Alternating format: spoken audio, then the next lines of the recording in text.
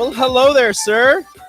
We are on the block. Yes, and it is Rico and I here 2-4, but Rico is filling in for Austin today, as it looks like. What's going on? How is everything going? Just real quick, Austin got pulled into a meeting, so I'm just filling in real quick until he gets back from that. So I'm just hanging out. Like, just me and him were talking about some men's basketball, some women's basketball, some NFL stuff. I was just talking with Nick about the Ed Foley and Terrence Knighton press conference.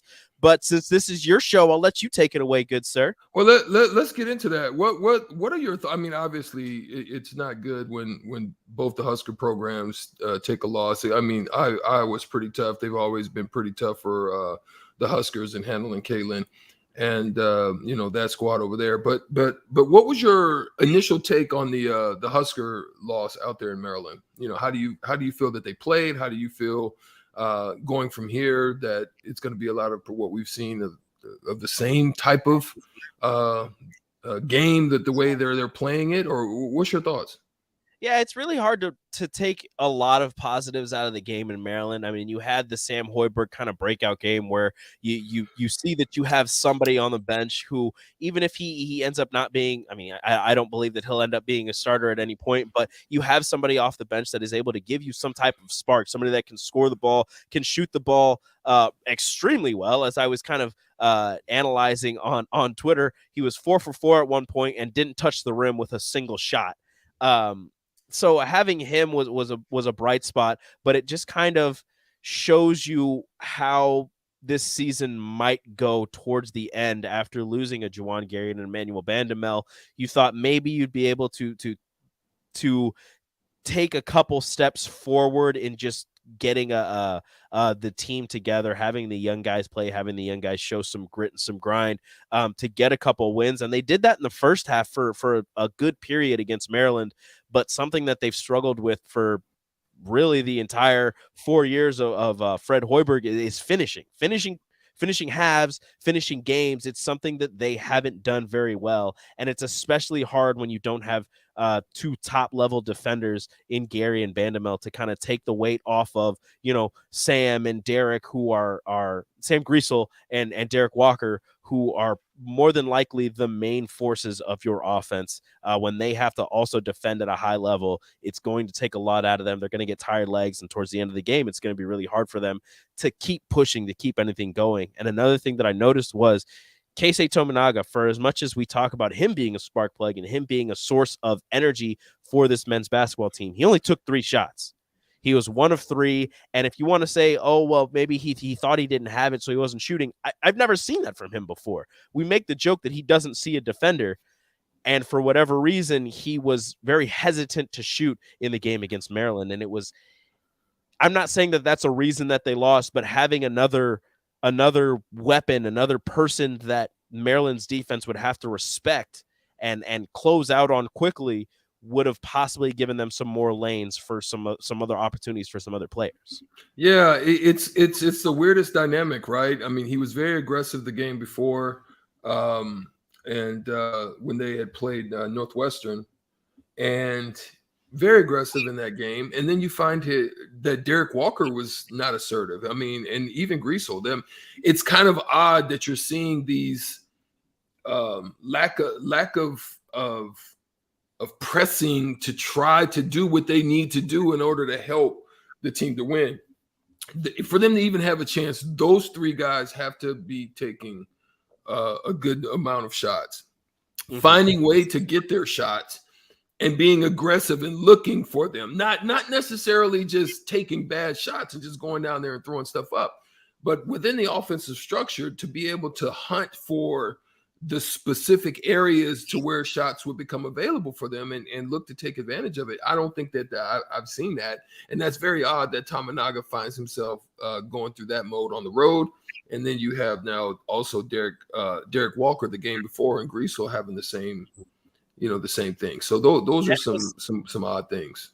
And it was kind of something that you mentioned before, especially with the loss of those 2 players, is Nebraska, and even before that, they struggle in the half court, and they don't take full advantage of their fast break opportunities. And you saw that on full display against Maryland. They despite running whatever plays they were trying to run in the half court, it didn't seem like anything was working. They weren't getting very many open shots. Their shots were falling. I mean, they shot somewhere around 50% from the field, but they weren't getting enough shots up because they were so well defended, and their offense in the half court just was not working. Yeah, and I think too, when you just look at it, and we can continue to go down this road, it's not even a negative thing, but it's a road that you just have to take a look at. And when I look at the scores, 65 against Penn State, 63 against Northwestern, 63 against Maryland, 63, it's like that's their ceiling right now. It's like they're stuck in the lower 60s. And look, we can even go back a little bit before that. Purdue 55, Illinois 50. Had a nice overtime game, but you probably was around that upper 60 area when that overtime. I think it was 69 when overtime hit there. Michigan State at 56, 66 in a win because Iowa just shot so terribly, and they played great defense in that game. And then you can just look at their wins.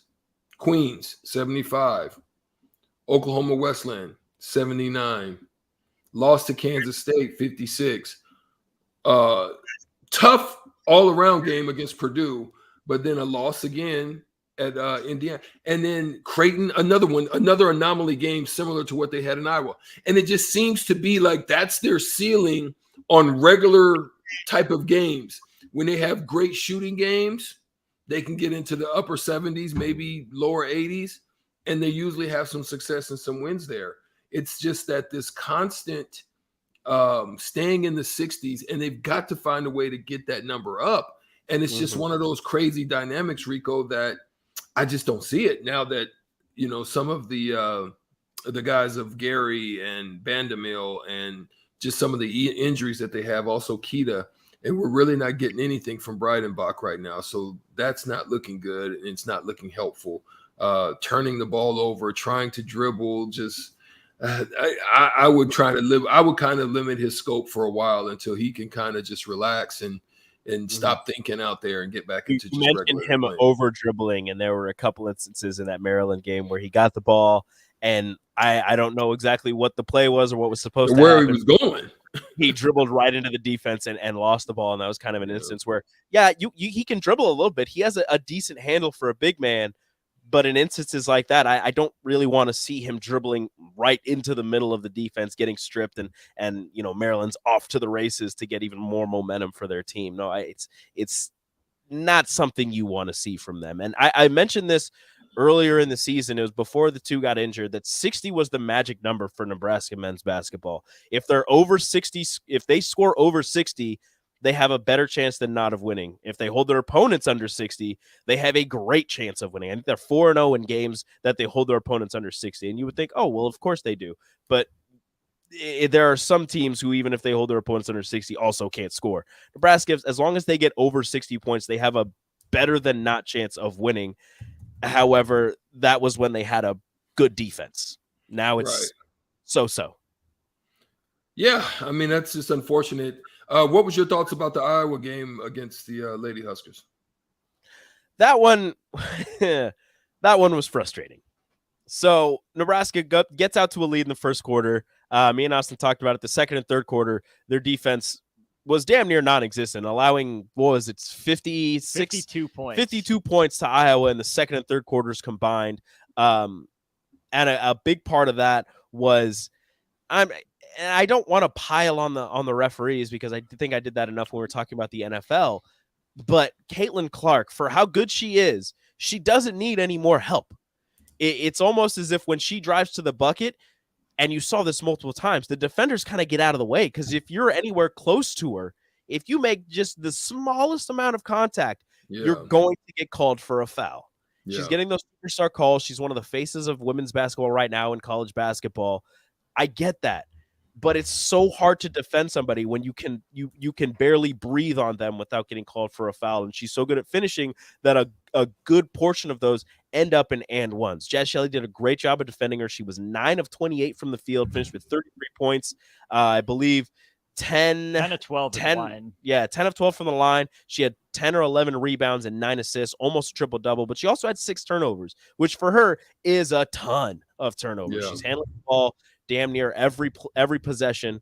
And Jazz Shelley, like I said, did a great job defending her because she didn't hit a lot of shots. She just got to the line every single time. There was a phantom, and look, even the announcers agree, there was a phantom call late in that game where she got the offensive rebound, tripped on her own feet, and fell down, and they called the foul on Izzy Bourne. Immediately after that, they inbound the ball, and Caitlin Clark hits a 3. 12-0 run for Nebraska over. They were pulling within single digits. They were extremely close. They might have been able to take the lead there and possibly hold on, but that was all she wrote after that. Well, that's the thing. I mean, I think the referees have been bad on both sides of the men's and women's spectrum for Big Ten basketball. But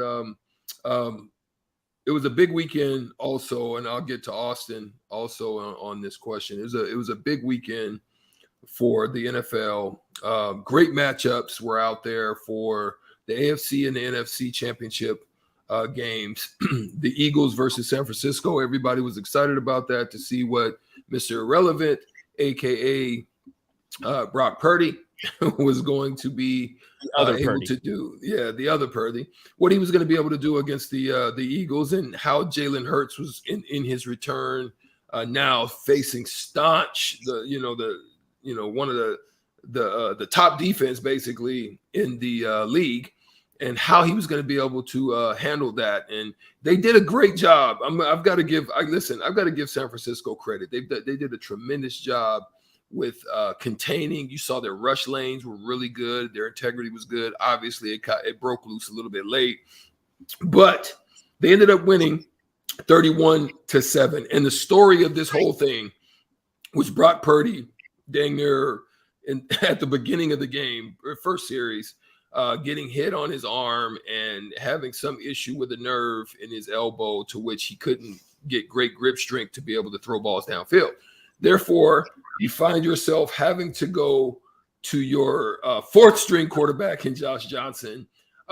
He did the best he could. I mean, navigating those troubled waters of one of the biggest games of his life in this instance. And he ends up with a concussion in the third quarter. And so it's downhill from there. What Austin, what do you think about what could they do at this point? I mean, they've exhausted every option. I mean, they were so close to going to Christian McCaffrey as the freaking quarterback at this point. But how did you view this? I feel bad. Right. How could you not feel bad for him? We joked. I don't know if it was joked, but we talked all week about how quarterback proof the 49ers offense seemed, where it didn't really matter who was at quarterback. Kyle Shanahan would find a way to scheme them up to get them in positions to succeed. Yeah, it turns out you need a little more than what they had at quarterback. I mean, Purdy goes out first drive, like you said, might be looking at Tommy John surgery or something in that elbow area. That's not great. So then you bring on a journeyman backup thrown into one of the most difficult situations of his life. And you could tell that, Josh Johnson wasn't fully prepared, didn't know exactly what he was doing. A couple false start penalties, got leveled on a couple of those sacks. But what do you expect? He's their fourth string quarterback, hasn't been on the team for that long. What can he do? If you're Kyle Shanahan, what can you do other than hope your defense can get off the field? That to me is where I think San Francisco fell the shortest, is that Philadelphia was able to control clock and control that game. Philly got this game won on the ground, and that to me was going to be San Francisco's strategy. If they found a way to get that game, to 7-7, keep it there as long as they can and hope to manufacture something with their defense. But once you have the Eagles score that second touchdown, then the turnover to go up by 2 possessions going into half, that game plan, that script went completely out the window. You're playing from behind hard enough with Brock Purdy at quarterback, almost impossible as Josh Johnson. Well, and see that, and also before Rico responds, the crazy thing about this is the injuries played into the strength of what Philadelphia's defense is, and that's handling and pressing and getting up and taking away certain types of routes on shorter and intermediate passage. You have to try to beat them long and beat them deep, and they just weren't able to do it. One of the ones that they were able to get was Josh Johnson before he had the concussion, hit Kittle on a really nice stopping out pretty deep, about 15, 20 yards. And that, those are some of the things that you would hope that they would be able to get if they can find time to hit it. But Rico, how do you view it? I wasn't really able to catch this game. I watched the highlights. I was driving at the time, but from what I can tell, I mean, we, like you just said, we did make the joke about how whoever they put into this offense will have success, because that's just kind of how it looks like when you've gone through 3 quarterbacks in a season. But you're down to your 3rd string Mr. Irrelevant 7th round draft pick, and he's actually making some noise and he's doing a really good job. You think after that, it can't get much worse, but you're done. Then he gets hurt. You go to your 4th string, and like you said, he was a journeyman. He's been, all over the league. This maybe isn't an instance where he was expecting to get in at all. I mean, he's preparing for this as they all do throughout the week. But when you truly get in there and you're facing the number 1 team in terms of sacks in the NFL, in the Eagles, it's a rough go of things coming straight off of the bench and being a guy who you were not expecting to play really at all this season. Mm-hmm. So it's something that Chris Raff was mentioning earlier on the drive is maybe the NFL looks into something about having a 3rd quarterback available on game days. Maybe like the emergency backup goalie. Yeah, just something where he's not going to go in for trick plays. He's not going to go in and hold. He's not going to do anything else. He's just there in case your first 2 get hurt. And I understand, what if he gets hurt? Then you're out of luck. Well, if you go through 3 quarterbacks in a single game, you were just not meant to win that game. I'm sorry. Like, you weren't going to win that game regardless. So that's something that maybe the NFL should look into. But Brock Purdy coming back into the game there and, not able to throw with his bad elbow. He's handing the ball off. Maybe throws like a little short screen pass, I think is what he did. And he got Christian McCaffrey warming up. You're going to run the Wildcat that the Dolphins ran a couple years ago when that's really all they had. It's a terrible, unfortunate ending for a really good season for the 49ers, Shanahan, and Brock Purdy. That have a lot of guys for new contracts this year too. Yeah. Yeah, I would have to agree. I mean, I really do. I absolutely feel terrible about how you get this far on basically just a razor thin margin of error of what you could have with you have great pieces in place. You have great weapons. You found something that was able to use those weapons effectively and efficiently in Brock Purdy. And then boom, the first play of the biggest game before the Super Bowl that you're going to have all year, and you're not able to complete it. And that's sad. I really do feel bad for that organization as a whole. I would like to, I think we'll probably try to get to the AFC Championship game, probably in the 3:00 hour. We've got to get to Bryan Munson. Bryan Munson's been holding on, and we're going to tap in with him, get him online. And then we'll have Cluster at 3:30, I believe. I think he's still going to be available. And then we'll have Shootout with Strick. This is On the Block, sponsored by Mary Ellen's. Once again, shout out to Mary Ellen's and Charles and the crew. They're not open today. It's probably cold out there also, so it's very well that you may not be able to go out there today. But Mary Ellen's Food for the Soul, there at 27 to Pine Lake, you can always find some great, wonderful meals there for you and the family as we continue to go through this new year. We got to take a quick break. We'll have Bryan Munson on the other side of it. 93.7 The Ticket. We are On the Block. We'll be right back.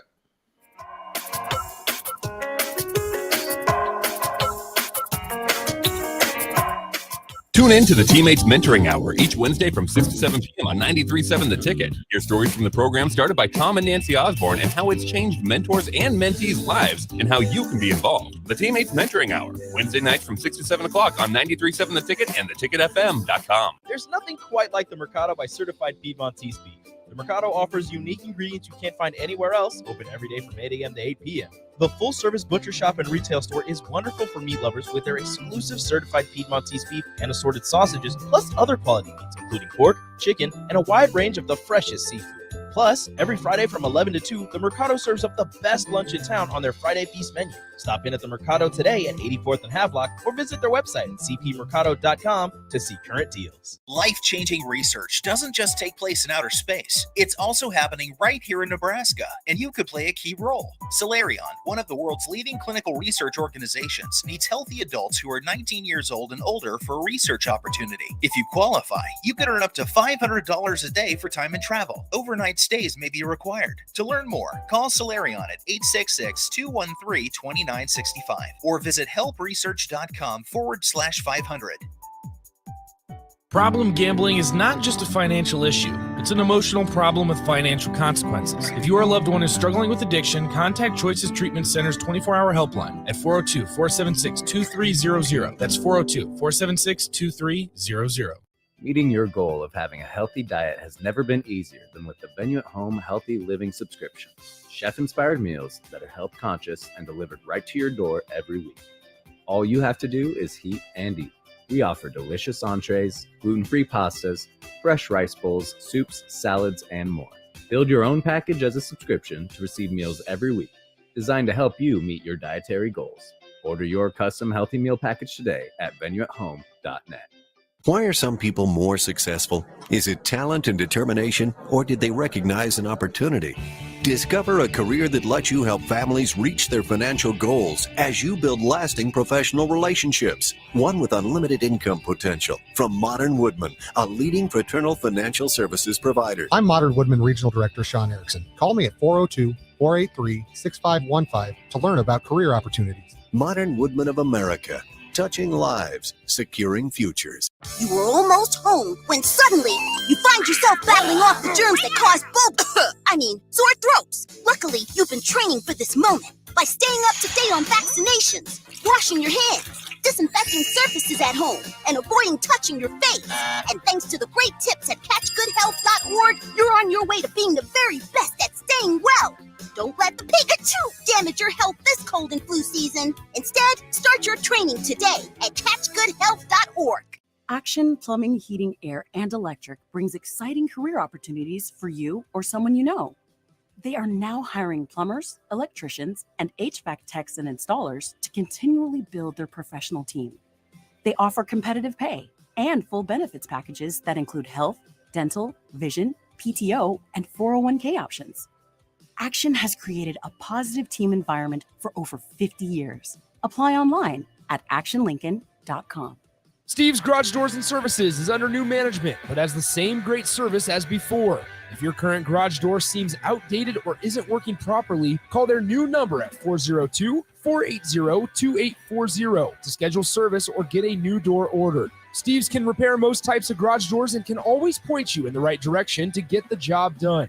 Give Steve's Garage Doors and Services a call today at 402-480-2840. That's 402-480-2840. Hey, it's Nicklin Hames from Nebraska Volleyball. I hate wasting time in practice, and I want to help you stop wasting your time when you're looking for an electrician. High Electric has been serving the area for over 30 years for both residential and commercial properties. They are experts in everything like remodeling, new additions, hot tub installation, and more. And they take jobs from Beatrice to Omaha and all towns, big or small, in between. Call them today at 402-466-6606 or learn more at high-electric.com. Now back to On the Block with Strick and Austin on 93.7 The Ticket and theticketfm.com.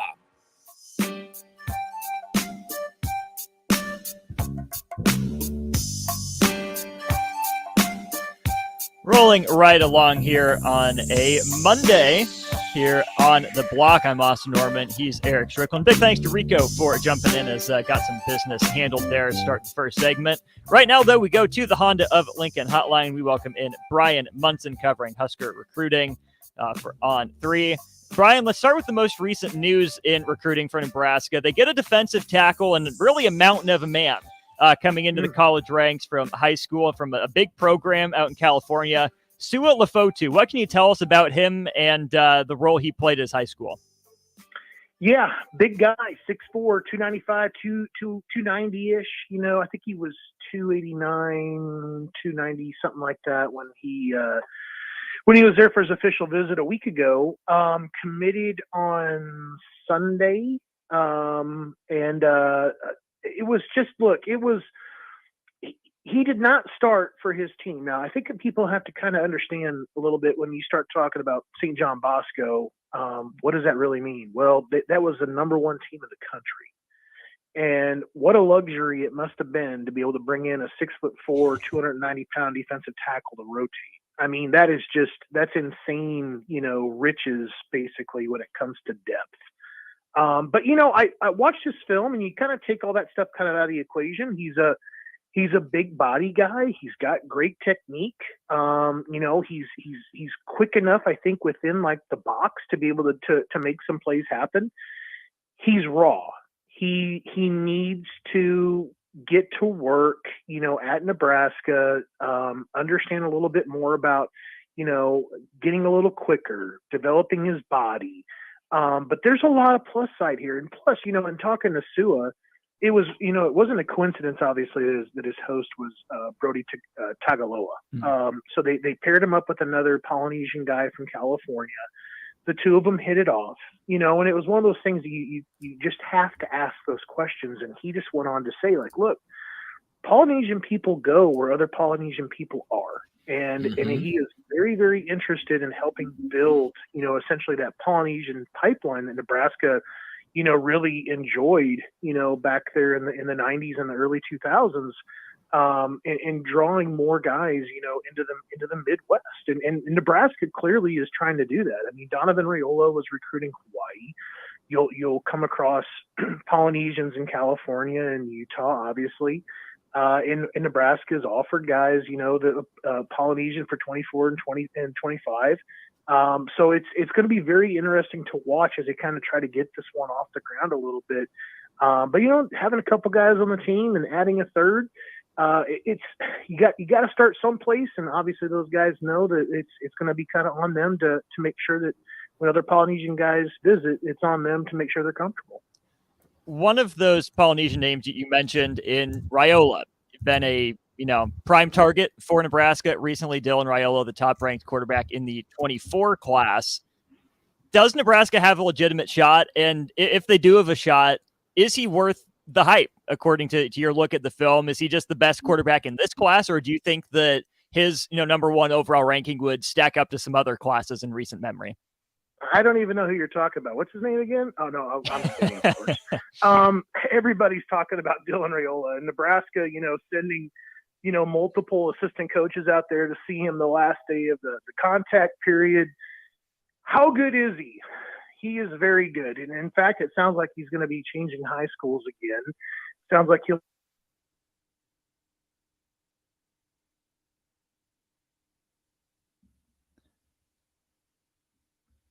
Might have lost Bryan. He's in his back pocket. He's got arm strength. Oh, sorry. You're back. You're good. Yep, you're good. Can you hear me? Yes, you're back. I lost you for about 5 seconds there, but you are sorry back. About that. He's got every throw that he. Sorry about that. I think we're getting a little bit of a winter storm down here, so it doesn't surprise me that the network's getting a little funky. He's got every throw that he needs to make. He's got arm strength. He can put it on a rope. He can put air underneath it. He can time it out. He's got accuracy. He's a big athletic guy. I mean, this is also a big time baseball player too, on top of everything else. So he is definitely worthy of the hype. I've had some really tough questions asked of me, how does it compare? If Nebraska doesn't get him, who would you compare it to, in terms of disappointment? I have to really sit back and think on that a little bit. That's a tough one to answer. I have compared him in terms of the get potential, as big of a guy, the guy, if you have an in with a player like Nebraska does with Dominic, back to his son, I think in terms of the magnitude of how impactful he could be to the program, I could come up with a Mon Green. And that's saying something, because in talking to Amon, about his decision, a few years back when we're talking about his nephew, Niles Hall, I don't know necessarily if Amon was 100% sold on Nebraska. And Tom Osborne really had to recruit him, the kid, as a kid from in-state Nebraska. So I want to kind of say that, but it's kind of weird because that's an in-state guy and Amon Green. I have to think about it more, but Dylan's definitely worthy of the hype. I mean, that's a big, physical, athletic, strong-armed quarterback that's also very, very intelligent and has that high football IQ. If Nebraska doesn't end up getting the commitment of Dylan Raiola, should they be disappointed? Because, Brian, as I look at it, to me, it's still a bit of a pie-in-the-sky dream because he's the number 1 overall player. We've heard blue chippers don't come to Nebraska, especially not quarterbacks. And you have Georgia on his heels. They've won 2 national championships in a row. You have USC and Lincoln Riley, who's probably the best, quarterbacks coach in college of at least the last decade, if not even maybe a little bit further. And then you have Oregon, who's still, I think, a player in the Pac-12 and kind of the cool kid on the block. To me, It's not a disappointment if Nebraska doesn't get Dylan Raiola. Would you think it would be a disappointment if he doesn't? Well, and to kind of echo what you just said about Oregon got the number 1 class in the nation last year in 2022. They or 2023, excuse me. And Lincoln Riley's got a couple really good quarterbacks there already in Los Angeles. Would it be a disappointment? Yes, but is it something I think that in terms of like the how significant of a loss it would be? Look, if you miss out on the number 1 recruit in the country, of course it's going to be significant. However, look at your competition like you just laid out. You got the back-to-back national champs, you got the 2023 recruiting champs, and you got Lincoln Riley, who's really starting to get some things done and trying to get some things accomplished out there in Los Angeles. You've got some really steep competition. You're really starting over because with Matt Rule taking things over the Saturday after Thanksgiving to where you are now, you're still in the top 4. At least he's back on the market. He's decommitted finally from Ohio State. So you got this batter's chance at the plate, right? And really what it comes down to is how special can he make the on-campus visit be when he and his family come back to Nebraska? Like, that's going to really matter a bunch. And it's also going to matter that Nebraska didn't take a 2023 quarterback in the class. That's something you can kind of go back and point to and say, we took Sims, we got these guys in the room, and there's this spot here, that you could kind of jump into, and you should be completely and totally in the picture right here. And that's going to be a fun thing, I think, for Matt Rule and his staff to be able to kind of outline and show Raiola about how impactful, how early he could, get on the field, potentially at Nebraska. Sticking on the quarterback train of thought, but moving ahead to the 25 class, a name I've heard popping up more and more, and I look at his offer sheet, it's growing, including a lot of Big Ten teams and a couple big SEC names, is Stone Saunders out of Pennsylvania, again in that 2025 class. What do we need to know about him, and where do you think he ranks on Nebraska's priority list? I tell you what, Stone's a big time dude. I caught up with him. He was actually just in town. I'll be flat out honest with you. I did a quarterback preview about a month and a half ago from all the new offers that Matt Rule's and his staff had made, and they had made, 4 or 5 offers to 2025 guys or whatever. Saunders was my favorite guy to break down his film. He is an absolute stud. The way he reads things, the way he leads things, the way he's able to get a ball into a tight space. He is incredibly. I mean, he's got mobility, but he's not really that dual threat guy. He can do some things in short little bursts, but he's not going to be the guy that's going to rip off a 65-yarder to the house. He has got all the tools too. He is incredibly fun. He's not rated yet by On3, but I would tell you that that's going to be coming here soon for a lot of the 2025 guys. I think Nebraska is actually in a really good spot following the visit that he just took on the 25th. I was really amazed that Nebraska was able to get him in so early. And it really was kind of that refreshing thing that Nebraska, it's like getting out of the 2023 class and that whole kind of fishbowl there and looking out, past the immediate signing day and the portal transfer stuff and the guys that are going to be coming in a year or two from now. That was really refreshing to see, how Matt Rule and his staff were already working. Those guys are going to be like the 2B junior class. We've talked about the two quarterbacks there in Raiola and Saunders as we talked to Bryan Munson here of On 3, some Husker recruiting. Who are some other big names that Nebraska is looking at in, I guess, the 24 class most of all, but is there anyone else in 25 on their radar right now? I think there's a guy, and I was supposed to get a hold of his coach this afternoon, and unfortunately it just never happened. But you got Aaron Humphrey from Dangerfield, Texas, and I think that this needs to be kind of talked about here a little bit. He's a wide receiver. He has been communicating, with Raiola over social media about like, hey, when you're ready to do it, let me know. I'm going with you. Like there's some really interesting things in dialogue like happening in that space between those two guys. And obviously, things aren't that bad in state when it comes to wide receiver when you've got, Hall and maybe even like Benning potentially, playing on both sides of the football for you or playing one side or the other. And I think that they were in obviously just to see Ryan Wingo from St. Louis, Missouri, but Aaron Humphrey is an interesting guy. I know he was supposed to come up again like a week or two ago and then got things confused with the 7-on-7 tournament weekend down in Florida and had to skip, but he's looking forward to getting back. So I think I would kind of just remember that name right there and see where he goes. He's a Texas decommitment. And that's really interesting to me about why a guy would back off being a home state guy. I think there's some other things kind of working there behind the scenes between Nebraska and Aaron. Brian, we'll wrap up with this. The real, actually, original signing day is still a thing. It's on Wednesday.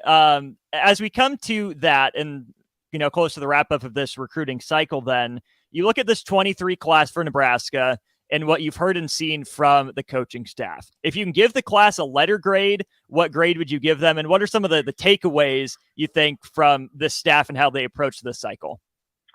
Yeah. It's a B+, and that's being a little critical, and I'll tell you why. First of all, the loss of Walter Rouse will be the storyline and why the team doesn't finish with a higher letter grade for me. Nebraska needed that veteran offensive tackle. You do come away from the situation, with another offensive tackle, like Jacob Hood from Georgia. You do bring in Ben Scott, who's going to play center position for you. But I think Rouse was really, you needed that kind of expert veteran guy, to play offensive line. But they went out there and got that transferred quarterback, with your top two guys being hurt in the room coming off of surgery right now. You go out and you address the edge position big time. You got yourself a big time tight end. You go get yourself a number one wide receiver in Kemp. There's all these other little pieces that kind of come together. And then you get the class as a whole. 5 guys with 10.5 or faster 100-meter speed. That's really, really interesting to me because I think the whole time we had been talking about Scott Frost being the head coach in Nebraska, he always wanted to make athleticism and speed like his number one thing. I can't quite recall another class faster than this group that Matt Rule just pulled together for that's going to be part of the 2023 group. That's Bryan Munson covering Nebraska recruiting for On 3. Brian, appreciate your time as always. We'll catch up with you next week. All right, be good. No promises on that. But hey, hopefully we got good Strick in the building today. We got the shootout coming up next. It's Monday. You know what that means. That means we're looking at the AP poll for the men. Some moving, some shaking in the poll. So if you want to play the shootout, you can reach us on the same number we just talked to Brian at. That's 402-464-5685. That's the Honda of Lincoln hotline. Same number for the Starter Heyman text line. Chime in all show if you have thoughts. When we get back, we're playing the shootout. Here we go. Working at Continental in Lincoln isn't a job, it's a career. And right now they've raised wages again and they're hiring for production operators at $24.11 per hour, which grows to $28.27 per hour within 3 years. Skilled trade positions now start at $32.76 per hour with opportunities to make more based on certifications. Continental also has salary jobs available and great benefits, plus medical and prescription costs at very low premiums. Dental, vision, and life insurance are offered at no premium cost to the associates with increased bonuses and vacation for new hires. hires. To learn more or to apply, go to continental-jobs.com with keyword Lincoln. Come work at Continental today. Ever think of having a career in plumbing or heating? Do you enjoy watching your favorite game in a nice, comfortable space? Taking a shower after a warm day? Well, everyone we serve at Biggerstaff Plumbing, Heating, and Air sure does. If you're interested in a career in plumbing, heating, and air, come join our team where you'll get paid while training. No experience required. Enjoy great pay and benefits in a friendly environment. Call Biggerstaff Plumbing, Heating, and Air at 402-466-8118 or apply online at biggerstaffs.com. People first is more than a nice sentiment. At American Senior Benefits, it's the mission. If you're ready for a career where you can truly put your customers' needs ahead of everything else, this is for you. American Senior Benefits is one of the leading senior market insurance product distributors in the country, and they're looking for high-energy applicants with strong communication skills. Enjoy on-the-job training, a fun work environment, and unlimited income potential. Visit asbmidwest.com to learn more. American Senior Benefits. The Empire brand is growing with ESC fabrication and sandblasting. ESC is your place for custom handrails, industrial and commercial painting, and more. ESC provides custom welding for aluminum and stainless steel and media blasting of all sorts. ESC has great attention to detail. They stick to deadlines and keep within your budget. If you can dream it, they can make it. Contact ESC Fabrication and Sandblasting in Waverly today at 531-207-9329. 93.7 The Ticket, Fox, KFXL weather. Brought to you by Bryant Air Conditioning, Heating, Electrical, and Plumbing. Cloudy skies with a few flurries possible this morning. A little bit of sunshine mixing in this afternoon. It will remain cold with a high of 14. North winds at around 10. Clearing tonight with a low all the way down to 2. Mainly sunny and much warmer tomorrow. We'll see an afternoon high on Tuesday of around 28. I'm meteorologist Tim Wright for 93.7 The Ticket and theticketfm.com. There's nothing quite like the Mercado by Certified Piedmontese beef. The Mercado offers unique ingredients you can't find anywhere else, open every day from 8 a.m. to 8 p.m. The full-service butcher shop and retail store is wonderful for meat lovers with their exclusive certified Piedmontese beef and assorted sausages, plus other quality meats, including pork, chicken, and a wide range of the freshest seafood. Plus, every Friday from 11 to 2, the Mercado serves up the best lunch in town on their Friday Feast menu. Stop in at the Mercado today at 84th and Havelock or visit their website at cpmercado.com to see current deals. Hi, this is Kurt, your shop manager at A1 Automotive here in downtown Lincoln. My promise to you is this: you won't find another automotive repair facility that genuinely cares about you and your vehicle. Our service is outstanding and our customer service is better. Please give me a call for all your automotive repair questions and needs. Call me at 402-477-4660. We were built on small town values, and that shows in how we treat others. A1 Automotive, always honest answers. Look at your car. It's filthy and probably has a few dings and nicks all over it. Don't be that guy. Get it upgraded and repaired at Renew Your Auto. At Renew Your Auto, they offer tons of services: ceramic coating, window tinting, paintless dent repair, washes and details, bed liners, body shop, and more. Where can you go to get services like that all in one place? Schedule your appointment today at renewyourauto.com. See what Renew can do for you. Hi, Sean Callahan here of HuskerOnline.com, inviting you to join us here on 93.7 The Ticket every Saturday morning. Now in our new time, we're on from 8 to 9 with the weekly Husker Online radio show. We'll give you the latest in recruiting. We'll talk about what's going on with both football, basketball, and we'll probably share a few stories from the inside. It's every Saturday morning right here on 93.7 The Ticket. It's the Husker Online radio show from 8 to 9 a.m. Wall-to-Wall Wine and Spirits is now open in Lincoln. Shop our expansive collection of wine, beer, spirits, and cigars at 5040 North 27th Street. From top shelf liquor to crowd favorite beer, Wall-to-Wall Wine and Spirits has a beverage for every taste and every budget. Plus, join our loyalty program to earn rewards and save on future purchases. Shop Wall-to-Wall Wine and Spirits at 5040 North 27th Street in Lincoln. That's 5040 North 27th Street. Mary Ellen's Food for the Soul. It's soul food right here in Lincoln. Ribs, wings, catfish, coleslaw, cornbread, grits. I mean, I'd say it's food like your grandma used to make, but my grandma never made food like that.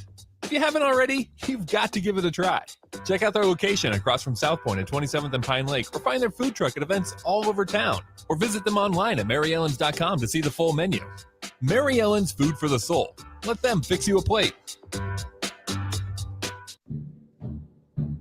It's time to play Shootout with Strick. Call now, 464-5685, to take your shot against Eric Strickland. Shootout with Strick. Brought to you by Buffalo Wings and Rings. Time to play the game! Well, Strick, you've lost on Friday, and Roger was ready for his Buffalo Wings and Rings. He was in before I was out of the building.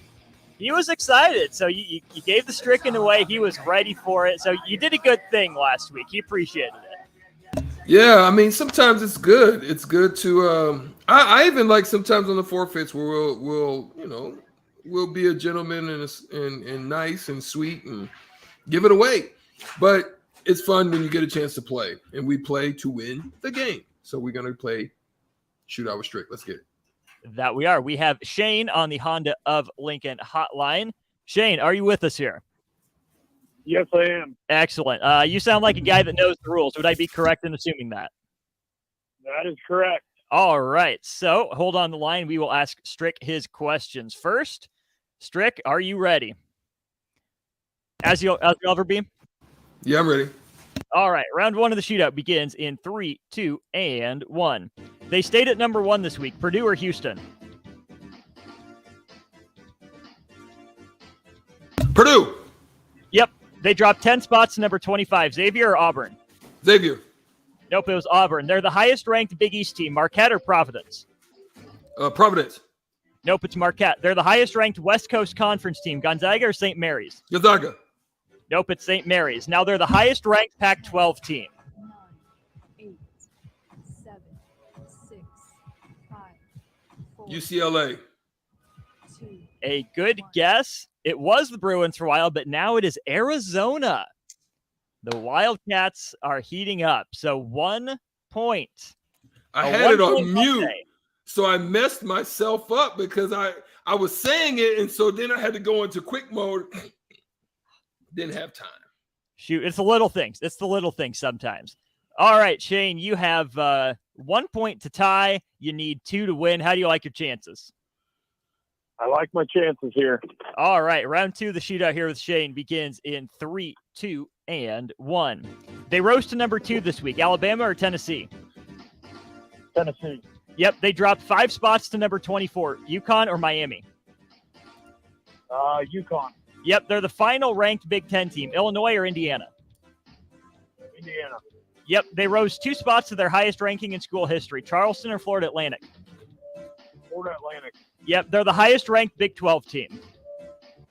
10. Texas. 9.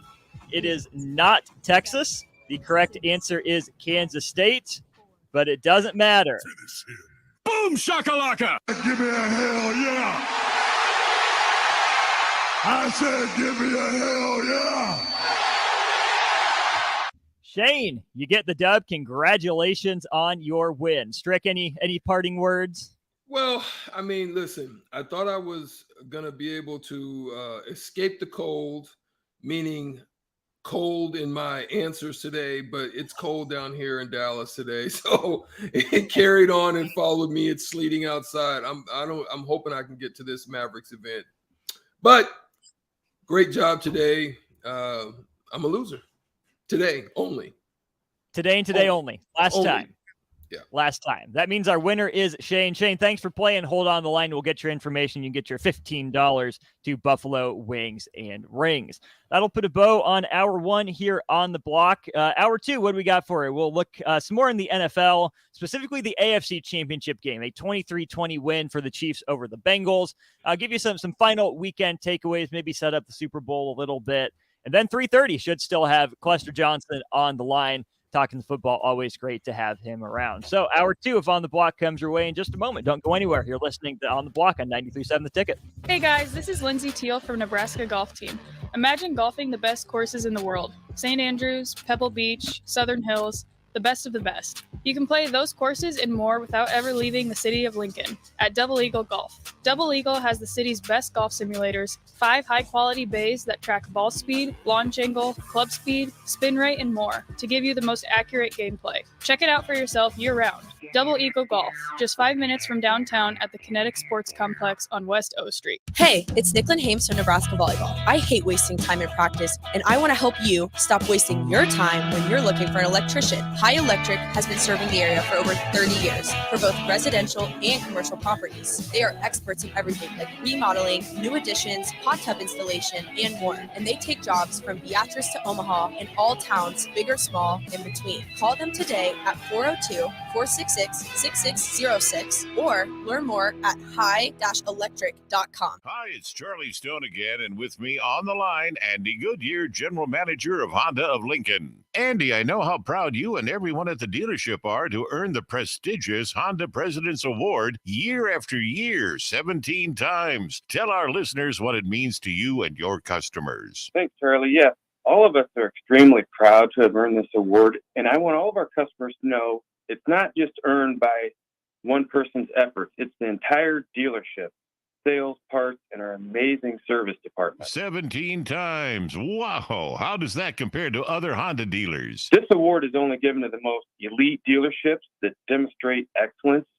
We really do strive to go above and beyond for the ultimate customer experience before and after the sale, Charlie. That's why for 2022, Honda of Lincoln is once again Nebraska's #1 volume Honda dealer. Come experience the Honda of Lincoln way of doing business, 27th and Yankee Hill Road, or online at hondaoflincoln.com.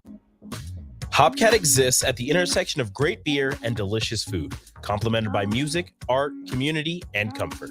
Home to a best-in-class beer experience served by craft beer experts, guests can expect a casual, inviting local gathering place with some of the best damn burgers and fries you'll find in Lincoln.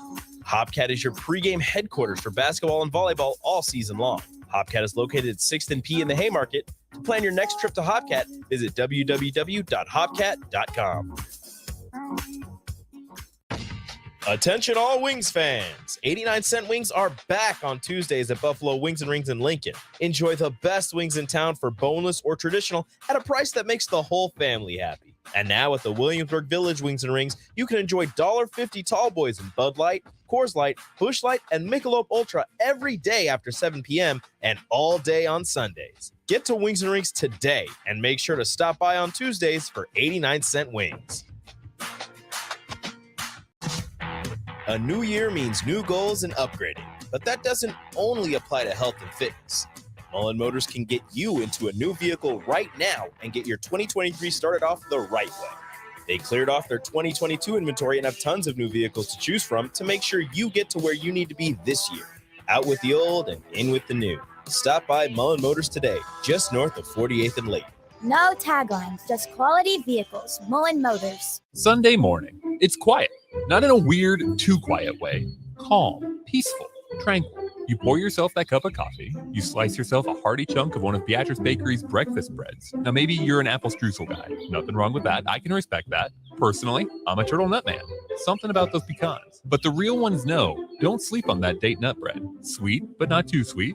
Nutty, not overly. The perfect morning treat. Beatrice Bakery. Online at beatricebakery.com. Welcome to our world of yum. Action Plumbing, Heating, Air, and Electric brings exciting career opportunities for you or someone you know.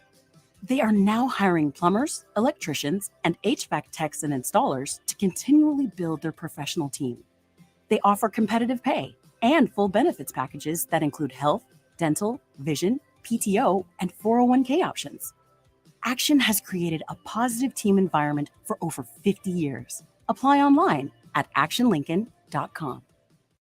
This is Lincoln's home for sports talk on the FM dial. Also online at theticketfm.com. On the internet. KNTK FM Firth, 93.7 The Ticket. The Empire brand is growing with ESC fabrication and sandblasting. ESC is your place for custom handrails, industrial and commercial painting, and more. ESC provides custom welding for aluminum and stainless steel and media blasting of all sorts. ESC has great attention to detail. They stick to deadlines and keep within your budget. If you can dream it, they can make it. Contact ESC Fabrication and Sandblasting in Waverly today at 531-207-9329.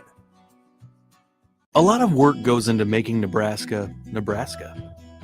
keeping it green, helping it thrive, making it fun. Everything that goes into caring for our outdoors, from waters to wildlife, plays a big role in making Nebraska home. Learn how we help conserve our state's natural resources at outdoornebraska.org. Paid for by Nebraska Game and Parks. Aired with the Nebraska Broadcasters Association and this station. This is On the Block with Strick and Austin. Nebraska Basketball Hall of Famer and 9-year NBA vet, Eric Strickland. Strickland for three. And you're going to go out of here as the Big 8 tournament champion. Coming at you live from the heart of Lincoln, America. On air and online at theticketfm.com. Brought to you by Mary Ellen's Food for the Soul. This is On the Block with Strick and Austin. Hold up.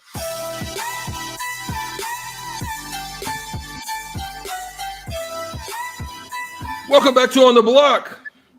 It is E. Strick and Austin Orman here at 2 to 4 every day on the block. 93.7 The Ticket. You can also find on YouTube, Facebook, Twitch, and Twitter. We are here to talk about the AFC Championship game. I love it. I love the rivalry that is starting between Joe Burrow and Patrick Mahomes and the Chiefs and the Bengals. I love rivalry type of sports. And we talked about this, Austin, in the basketball. Something that has been missing in the basketball realm has been the lack of rivalries. And I think what football has tapped into is they're igniting the flames of rivalries again between not just players, but also teams. Another thing that I found interesting is Patrick Mahomes is close to breaking the mold. We talk about the mold being this. Most NFL teams as of late, outside of Tom Brady, but Tom had basically sacrificed a tremendous amount of salary in order to surround himself with great pieces in order to win championships or to allow the organization to do so, whether it be on the defense or the offensive side. Patrick Mahomes and that crew have not done that. He's got a top 5 contract right now as we speak. On top of the fact that I love what the Chiefs are doing, they have done a great job in their drafting. They've done a great job of maximizing and not missing on their drafting, which is allowing them to find themselves in this situation. Because in this AFC championship game against the Bengals, you find that there was a tremendous amount of rookies that were not only playing in this game, but were making impacts in the game, and then also what you've seen throughout the year. So when you look at different snaps, you look at players like Joshua Williams, Brian Cook, Sky Moore. They've been called upon when injuries happen for this team. And then you look at this particular game and you look up and you have Jalen Watson that has an interception, number 35. And you have number 23, Joshua Williams, also have an interception. And then you have their safety, number 6, Brian Cook. He has a tip ball. And 24, Sky Moore has a tremendous punt return for them. And number 10, their running back, Isaiah Pacheco, had a tremendous year with that speed, that 4.3 speed that he has. So when you look across the board, and then I can't even forget about the defensive end, George Karlaftis. You can't even forget about him. So Brett Veach and what they've done down there have done something that others have not been able to do, and that's hit when you need to hit to be able to put this team after losing so many strong pieces, and then find a way to get the players that they still have on their team to be effective in helping them to win games, and both on the defensive and the offensive side. Right. The draft is such a year-by-year thing, obviously. You can't replicate your success year to year in the draft. The Chiefs have done that for the most part the last couple years. Don't forget, they had some salary cap issues when Mahomes was coming due for an extension. Chris Jones wanted to get paid his money, which he earned every cent of that last night, completely took over that game, especially in key moments. Travis Kelce had to get paid. And then he took a Travis Kelce could have got paid more, and he actually, held off taking the big money in order to make sure that they can continue to win. But go ahead.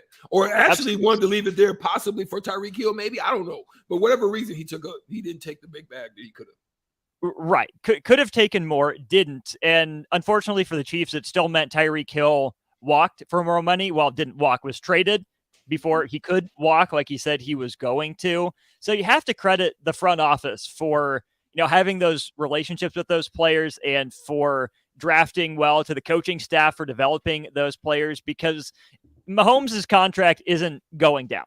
He's got that money on the books. Sure, they can maybe convert some of it to signing bonuses or roster bonuses so it doesn't count against the salary cap and, do some NFL GM wizardry like they do. It's impressive how they do it. But either way, no matter what it looks like, it's a lot of money for the quarterback. It's not like you can get away with paying Patrick Mahomes $0 against the salary cap. Right. The longer he's on your team, the more consistent you have to be at drafting year after year to replenish that talent. Travis Kelce, great tight end, not going to be around forever. Chiefs offensive line, they invested a lot in. Orlando Brown, going to get paid. Joe Thuney, they paid. Creed Humphreys might reset the market for centers when he comes up for an extension. So the way that you make that work is you find good, cheap, young cornerbacks. Like it looks like the Chiefs have. Snead obviously went out early in the game. The other guys stepped up around him. You find guys like Pacheco, your 7th round draft pick, which I don't think Clyde Edwards-Helaire was a waste of a draft pick. He was darn good at LSU, but the nature of the running back position is such that with the right guy and the right scheme, you don't need to have, the right name necessarily. Yeah. Those guys will find their way there. So that's a huge credit to, the front office for drafting, the coaching staff for identifying those guys and putting them in positions to succeed.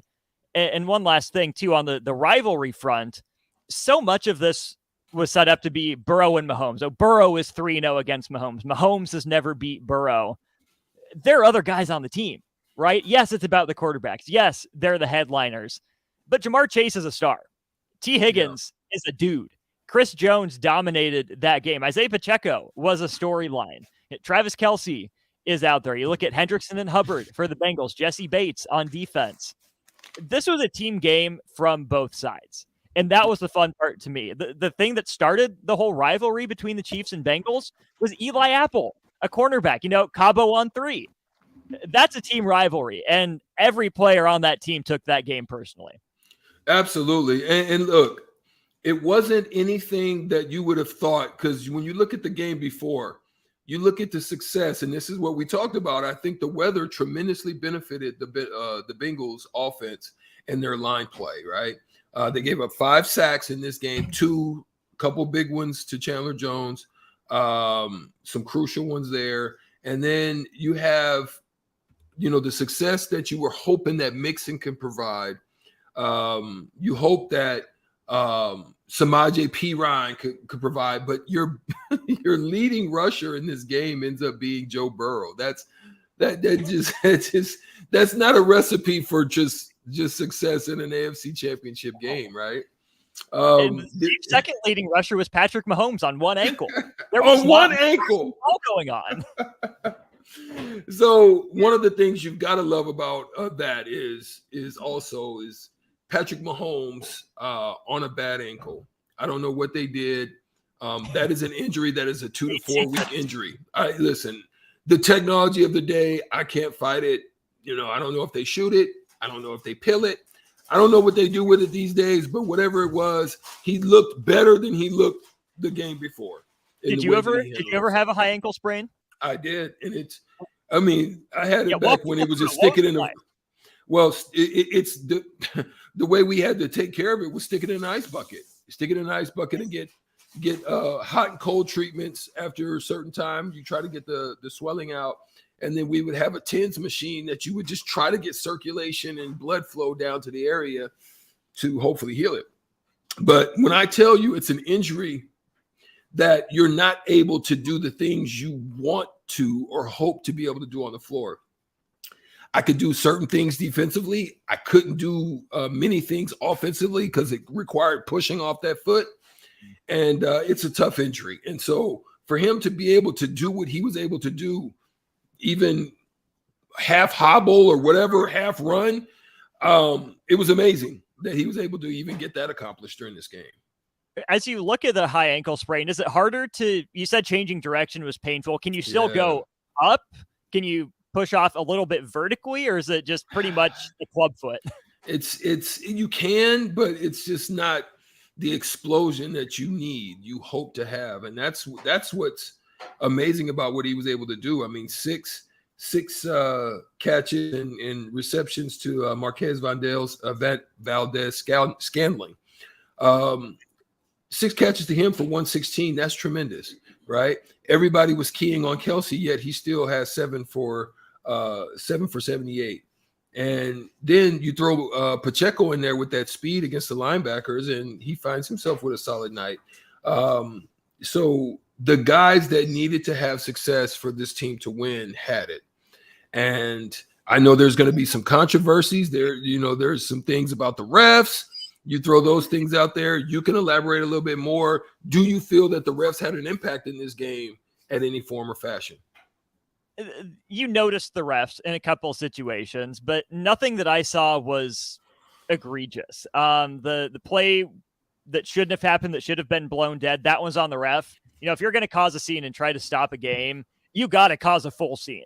If you want the game stopped, you cannot let the game continue. The half measures won't cut it. If you've made that decision, you got to commit to that decision. Plain and simple, you have to commit to it. The unnecessary roughness or the late hit out of bounds, the last one on Osai, you can't not call that penalty. I mean, Mahomes is clearly giving himself up. He's angled out of bounds. He's already taken one step out of bounds.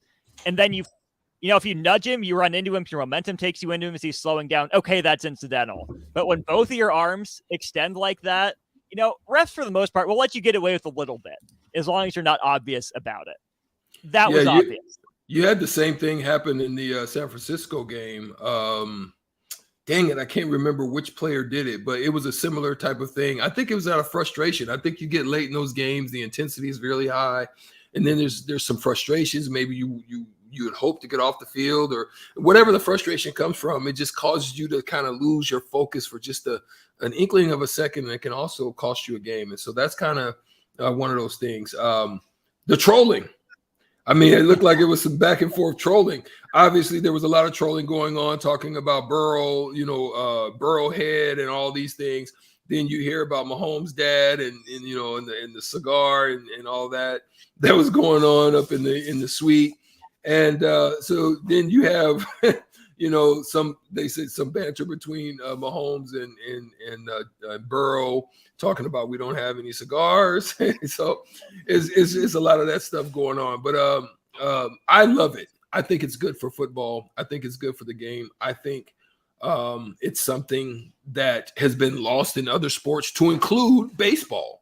You know, you used to have those rivalries that were really intense between the Yankees and the Red Sox, and you would have the Dodgers and San Francisco Giants, just whatever those different rivalries were in baseball, you had them, and you used to have them in basketball, and you've lost it. But I think football has found it again. They found that those rivalries within certain teams, and they're allowing those to unfold and take place to help in the league.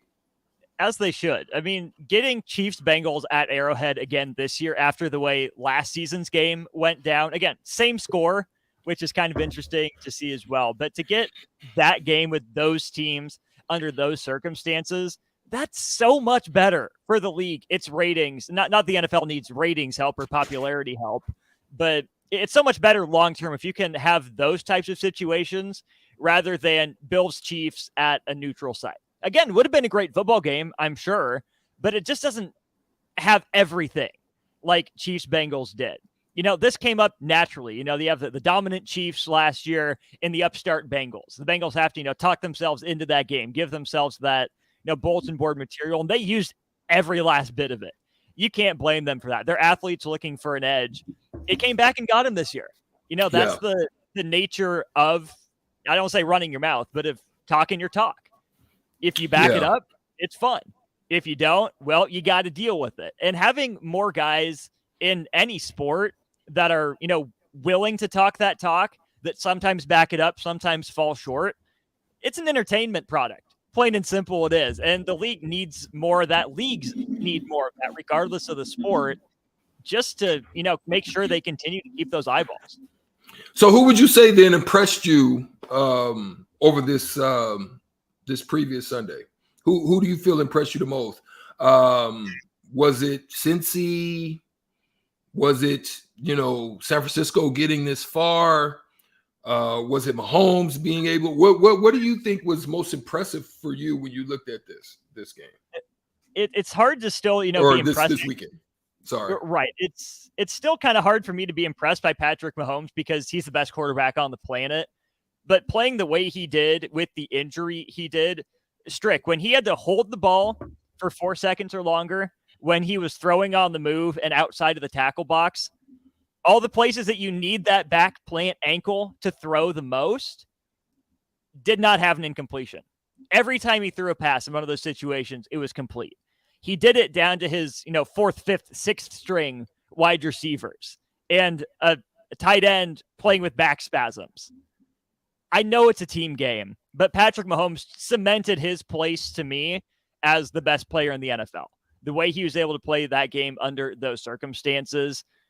Burrow, I was a little disappointed in on the flip side of that. Neither one of those interceptions were great. It wasn't a great play by the Chiefs on either of them. That was mediocre. The Chiefs defense has been okay. Credit them for making some adjustments, but this was the worst we've seen Joe Burrow look in a long time. And that might've been the difference in the game. In the NFC, the Eagles ground game. I can't pick one guy. I mean, I know Miles Sanders had the 2 touchdowns. Boston Scott got one, but that was a team effort. The Eagles hit that lull in the middle of the game. And what did they do? They went right back to ground and pound. So credit the offensive line, credit the running backs, even the wide receivers, for blocking, and Nick Sirianni for pressing those buttons at the right time. And credit to Kyle Shanahan for not losing his mind. It would have been so easy for that guy to just walk off the field at halftime and say, nope, I'm done with this. I'm out. We'll see you guys next year. It didn't look like it. It ends up a 24-point win for Philadelphia. He did everything he could to get on top of the penalties. On top of the penalties, like there were some penalties out there that it looked like it was going quite heavily against them. So yeah, those are the things. I thought he could have lost his mind at any point in time in that game. It was very frustrating. I especially when they lost Josh to the concussion. I'm looking up, and I'm and then Chris, don't get it twisted. Christian McCaffrey had also a calf problem that he was addressing, trying to figure that out. They were even looking at Juice Check, trying to basically give him a little bit of medicine just in case he needed to find his way, and they just knew there was nothing they could do. I mean, that Philadelphia team was just rearing back their ears at that point, and it's like it's all downhill. And they're that good of a defense that they can do that when you're leading the league in sacks from the inside out too. So yeah, that's a good team. We'll talk a little bit more about, how we feel about the teams going forward. We'll probably do some of that with Cluster Johnson as he joins us on the block. But tell me this, who then, before we get out of here for a break, who then was most disappointing for you? Burrow is up there for me. I also thought Cincy's pass rush could have made more of a difference, whether that was, blitzing linebackers or Hendrickson or Hubbard off the edge. The only real havoc they created was self-created by Mahomes when he just flat out dropped the ball. If he's going to have a bum ankle like that, you have to find a way to take advantage. If you say that his strength is outside of the pocket and you can get him to force some throws or miss from the pocket, you got to back that up. You got to collapse that pocket and make him uncomfortable. He looked way too comfortable. I don't know if that was a big credit to Kansas City or the Bengals guys just not playing up to their usual standards, but the Bengals pass rush needed to show up. That was going to be one of their advantages with a hobbled Mahomes, and it didn't. Plain and simple, it didn't show up, and to me, Strick, that's what cost them the game. Yeah, absolutely. We'll touch a little bit more when we get Cluster on the line, but quick question. What do you think about this Pro Bowl situation in the flag football? I mean, it's whatever. I'd never watched anyways. I'm not going to watch again. Hopefully it's a chance to see a lighter side of the players when they have to, strap up under the helmets and under the pads and everything and make it seem like they're playing a real football game. who cares? At least for flag football, you can say, yeah, we're throwing it out the window. You know, you can go play 7-on-7. You can go play, schoolyard ball. And hopefully we get to just see some of those fun moments where, you see the smiles on the faces, you see the players messing around, not taking it too seriously. And to me, that's okay because it's flag football. It's a vacation. It's not meant to be taken seriously. Yeah, this is Adam off the text line. Thank you, Adam, for texting in. He says before we go to break, I don't know. I don't like how the game got decided by a ticky-tacky call. The Chiefs, if the Chiefs got a first down off a 20-yard throw and kicked the field goal, I wouldn't have a sour taste in my mouth. I'm not a Chiefs fan or a Bengals fan either, just a fan watching the game, basically. Then he says, if you like rivalries, you got to start watching hockey. Is that how it goes? Would you say that that's the case in hockey? Real quick, I don't know. I've been told I need to watch more hockey. I have nothing. I like watching it on the radar. I like watching it in the arena as opposed to on TV. I do a lot better at watching it in the arena. I get into it. I do baseball the same way. I like going to the stadium instead of actually watching it on TV, even though I played the sport. But unfortunately, we got to take a break right now. Thank you for texting into the Sauter Heyman text line, 402-464-5685. All topics are open to you to tap in, chime in, and make your voice known there on the text line, as well as the Honda Lincoln hotline at 402-464-5685 as well. Same number. Custer Johnson, two-time national championship with the Huskers, will be joining us on the block.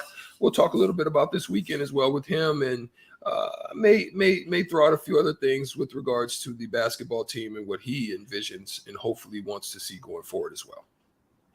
This is Megan Whitaker from the Nebraska golf team. If you've put your clubs away for the winter, it's time to get them back out. There's no need to stop thanks to Double Eagle Golf. Double Eagle is home to Lincoln's best indoor golf simulators. It's perfect for every level of golfer, with everything from casual games for the kids to hyper-realistic simulations of some of the best courses in the world. And the best part, no matter what the weather's doing outside, it's always golf weather inside. See for yourself. Double Eagle Golf, just 5 minutes from downtown at the Kinetic Sports Complex on West O Street. Ever think of having a career in plumbing or heating? Do you enjoy watching your favorite game in a nice, comfortable space? Taking a shower after a warm day? Well, everyone we serve at Biggerstaff Plumbing, Heating, and Air sure does. If you're interested in a career in plumbing, heating, and air, come join our team where you'll get paid while training. No experience required. Enjoy great pay and benefits in a friendly environment. Call Biggerstaff Plumbing, Heating, and Air at 402-466-8118 or apply online at biggerstaffs.com. Life-changing research doesn't just take place in outer space. It's also happening right here in Nebraska, and you could play a key role. Solarion, one of the world's leading clinical research organizations, needs healthy adults who are 19 years old and older for a research opportunity. If you qualify, you can earn up to $500 a day for time and travel. Overnight stays may be required. To learn more, call Solarion at 866-213-2965 or visit helpresearch.com/500. Hi, this is Kurt, your shop manager at A1 Automotive here in downtown Lincoln.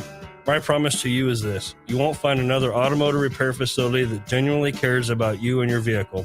Our service is outstanding and our customer service is better. Please give me a call for all your automotive repair questions and needs. Call me at 402-477-4660. We were built on small town values, and that shows in how we treat others. A1 Automotive, always honest answers. Wall-to-Wall Wine and Spirits is now open in Lincoln. Shop our expansive collection of wine, beer, spirits, and cigars at 5040 North 27th Street. From top-shelf liquor to crowd-favorite beer, Wall-to-Wall Wine and Spirits has a beverage for every taste and every budget. Plus, join our loyalty program to earn rewards and save on future purchases. Shop Wall-to-Wall Wine and Spirits at 5040 North 27th Street in Lincoln. That's 5040 North 27th Street. Hey guys, Nick Sadert here, and I want to tell you about my friends at Spine and Sports Chiropractic. I experienced a herniated disc in my lower back a few years ago, and thanks to the folks at Spine and Sports, I got back to feeling 100%. At Spine and Sports, they use the active release technique, which involves the soft tissue and can alleviate headaches, shoulder pain, plantar fasciitis, and more. What I like most about the ART method is that your doctor will construct a plan that fits your needs because the technique is not a cookie-cutter approach. Allow Spine and Sports Chiropractic to help you feel better. Set up your appointment today by giving them a call at 402-261-6841. Joint pain can affect your quality of life and even be debilitating. Perhaps you've had trouble walking or even performing activities as simple as sitting down and standing up for years. There is good news thanks to QC Kinetics. QC Kinetics can assist with all types of pain in the knees, shoulders, hips, and other joints, whether due to an underlying chronic condition or a recent or even former accident or sports injury. Call QC Kinetics in Lincoln today at 402-205-4270 or go to qckinetics.com. Sunday morning. It's quiet, not in a weird, too quiet way. Calm, peaceful, tranquil. You pour yourself that cup of coffee. You slice yourself a hearty chunk of one of Beatrice Bakery's breakfast breads. Now, maybe you're an apple streusel guy. Nothing wrong with that. I can respect that. Personally, I'm a turtle nut man. Something about those pecans. But the real ones know, don't sleep on that date nut bread. Sweet, but not too sweet. Nutty, not overly. The perfect morning treat. Beatrice Bakery. Online at beatricebakery.com. Welcome to our world of yum. Tractor Supply is looking for full-time team members for their Waverly Distribution Center. Tractor Supply has a new progressive pay model where team members receive 5 wage increases in the first 2 years of employment with the ability to earn up to $24 per hour. Applicants can expect a 3- and 4-day work week schedule with additional overtime days with both day and night shift schedules available. At Tractor Supply, they work hard, have fun, and make money. Apply today at tractorsupply.jobs. Meeting your goal of having a healthy diet has never been easier than with the Venue at Home Healthy Living subscription. Chef-inspired meals that are health conscious and delivered right to your door every week. All you have to do is heat and eat. We offer delicious entrees, gluten-free pastas, fresh rice bowls, soups, salads, and more. Build your own package as a subscription to receive meals every week, designed to help you meet your dietary goals. Order your custom healthy meal package today at venueathome.net. Hi, Sean Callahan here of HuskerOnline.com, inviting you to join us here on 93.7 The Ticket every Saturday morning. Now in our new time, we're on from 8 to 9 with the weekly Husker Online radio show. We'll give you the latest in recruiting. We'll talk about what's going on with both football, basketball, and we'll probably share a few stories from the inside. It's every Saturday morning right here on 93.7 The Ticket. It's the Husker Online radio show from 8 to 9 a.m. Now back to On the Block with Strick and Austin on 93.7 The Ticket and theticketfm.com.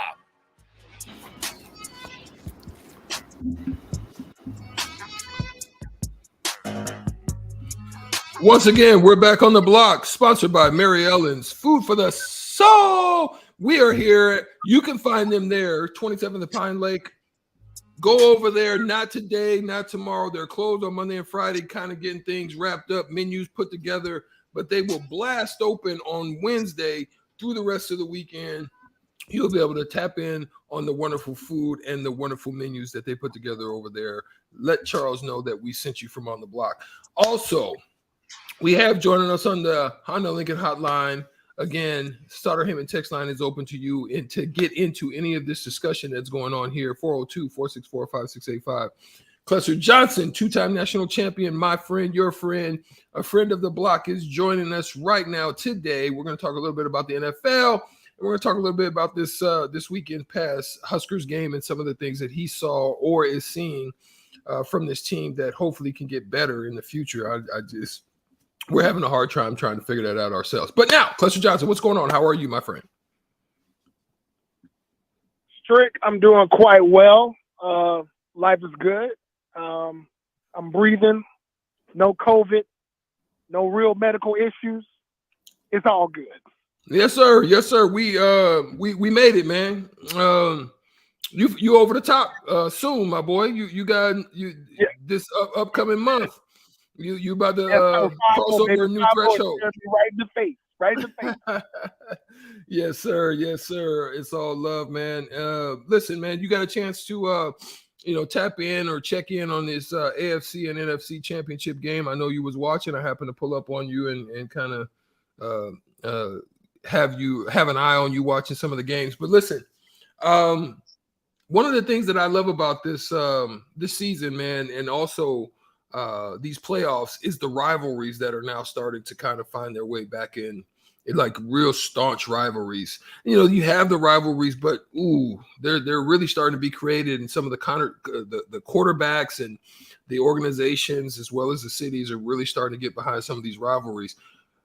you got to feel bad for the San Francisco 49ers, yet it's still, you got to feel good for Philly and what they were able to do this year, that it looked like it was on the verge of being squandered with the loss of Jalen Hurts in that injury and the way that they kind of tapered off and fell off at the end of the season. But now emerged and find themselves in a Super Bowl where Jalen Hurts will be facing a Patrick Mahomes-led Kansas City Chiefs team that beat the Cincinnati Bengals by 3 points on Sunday. Great game. There could have been some controversies in it, but how did you view this weekend's span of games?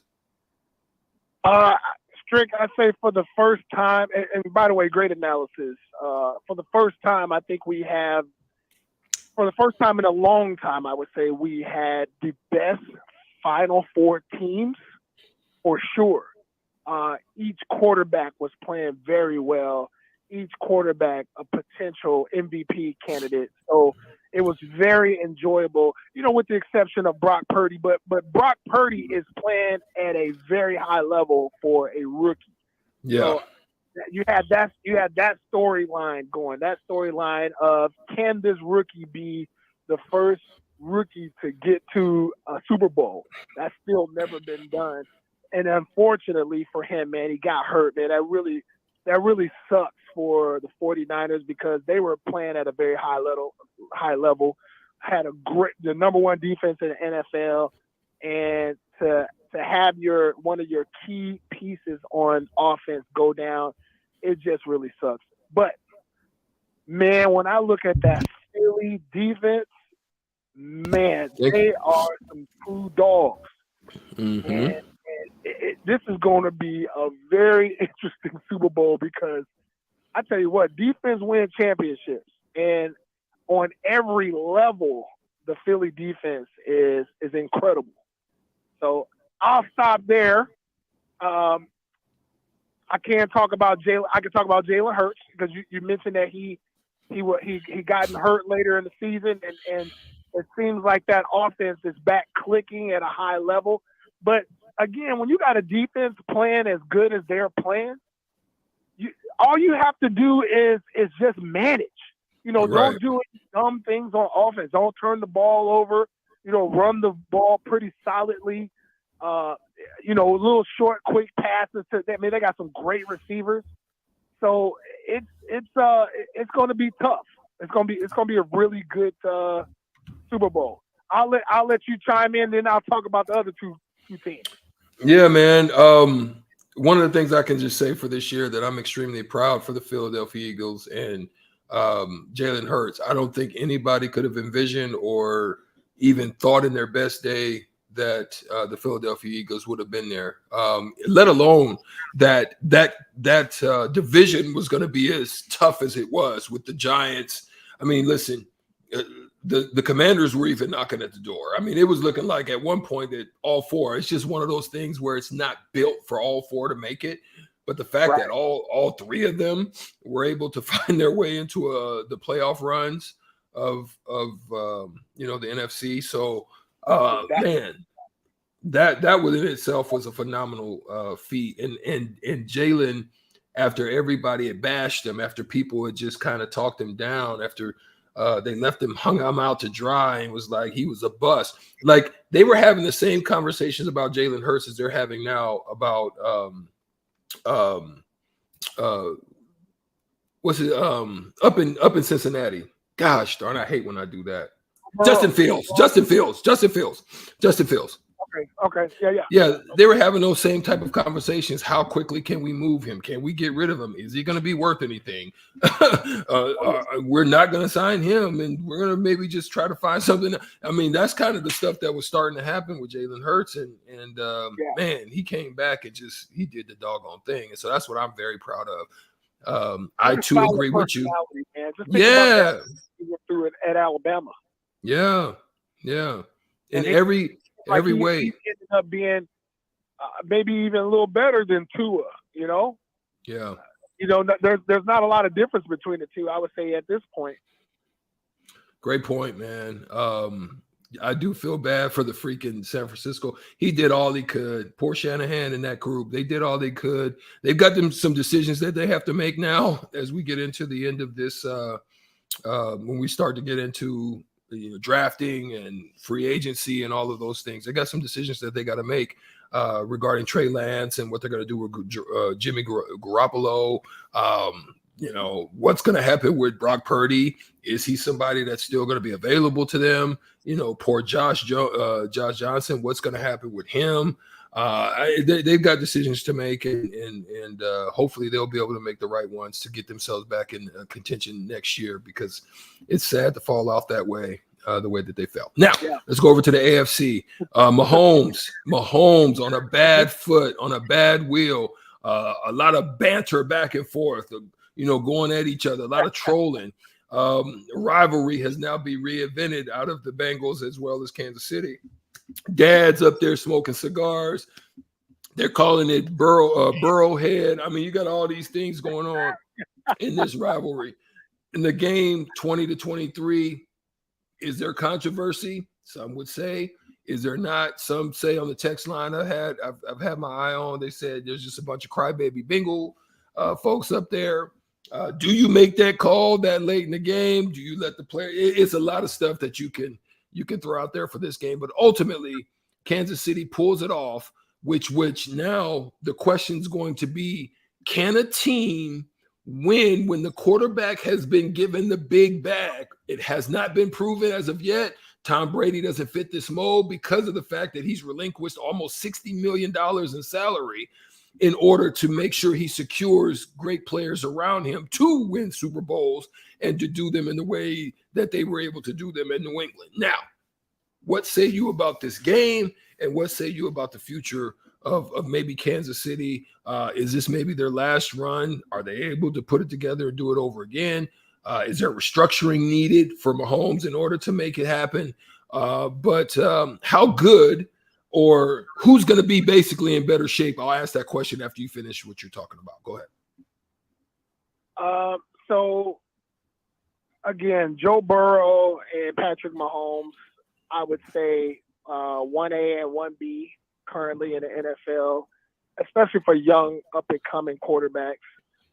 I mean, the NFL to me is in a really good position to have a few faces of the NFL when it comes to fans wanting to support the NFL. Like, Joe Burrow is about to break the bank. And again, it's going to come down to what you just said. Is he willing to structure a deal where he can continue to have some talent around him? Because you can't do it by yourself. Yeah, he needs a line. He needs a line help.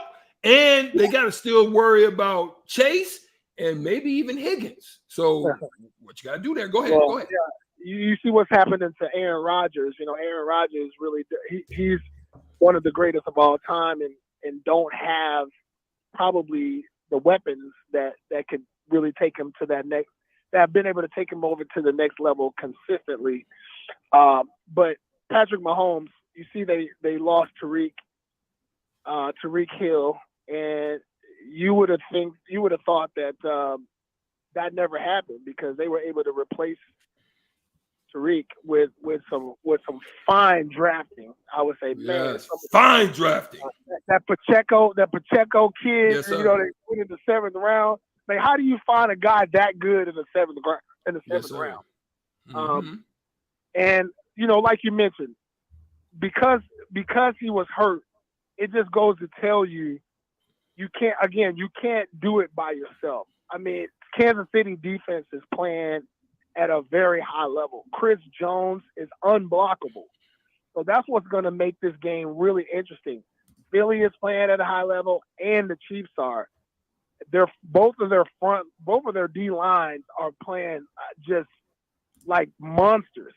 So I'm very curious to see who's going to impose their will on the other team to win this game. Like, at this moment in time, I cannot pick a winner, because I got to really do some more assessing. Because here you got Patrick Mahomes, who's been to 2 Super Bowls already. So that Super Bowl experience really counts for a lot.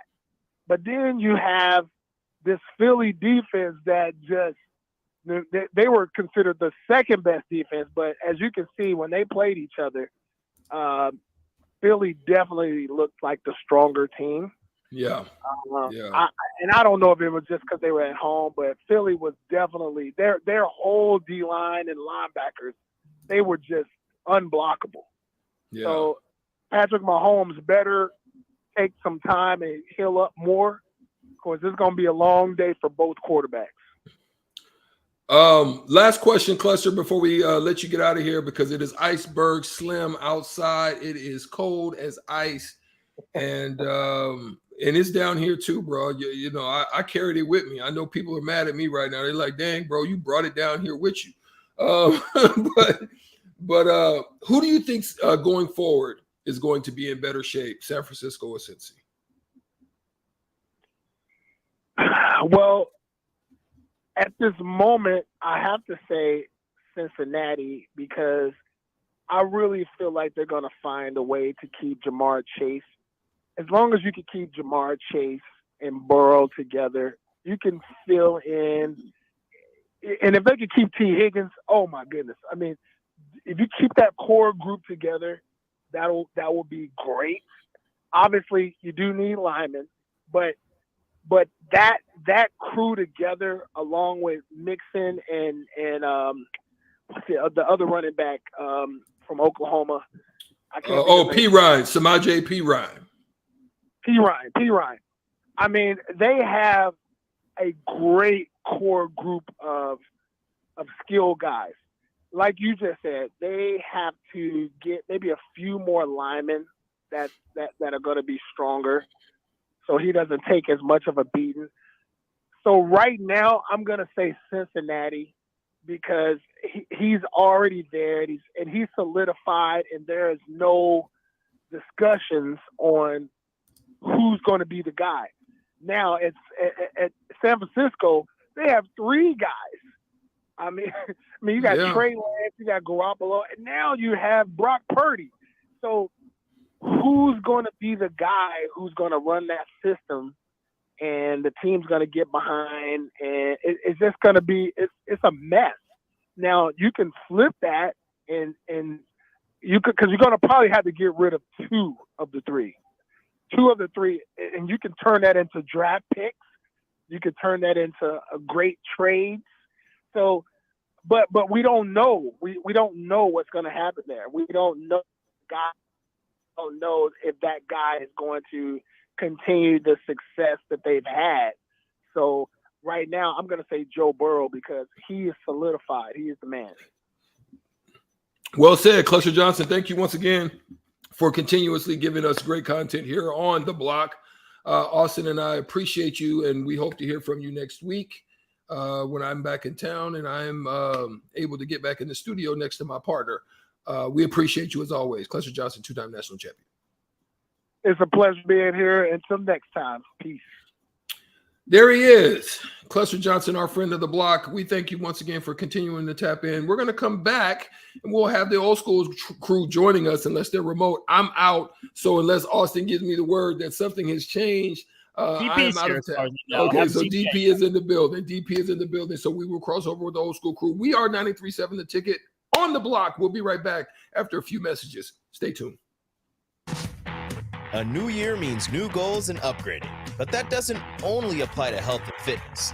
Mullen Motors can get you into a new vehicle right now and get your 2023 started off the right way. They cleared off their 2022 inventory and have tons of new vehicles to choose from to make sure you get to where you need to be this year. Out with the old and in with the new. Stop by Mullen Motors today, just north of 48th and Lake. No taglines, just quality vehicles. Mullen Motors. This is Sam Griesel from the Nebraska men's basketball team. I'm here to tell you about my favorite men's store in Nebraska, and that's Gary Michaels Clothiers in Lincoln.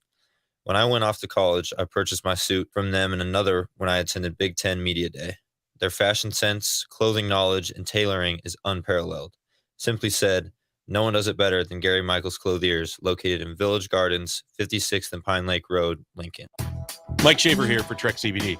It's basketball season, and that means you're fighting cold weather and snow to get to the arena, waiting for lines at the game, and yelling too much at the refs. Trek CBD has a variety of products that help calm me down during the game so I don't go over the top.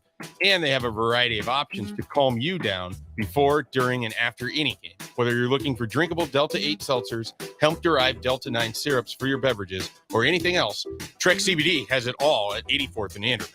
Trek CBD, CBD done right.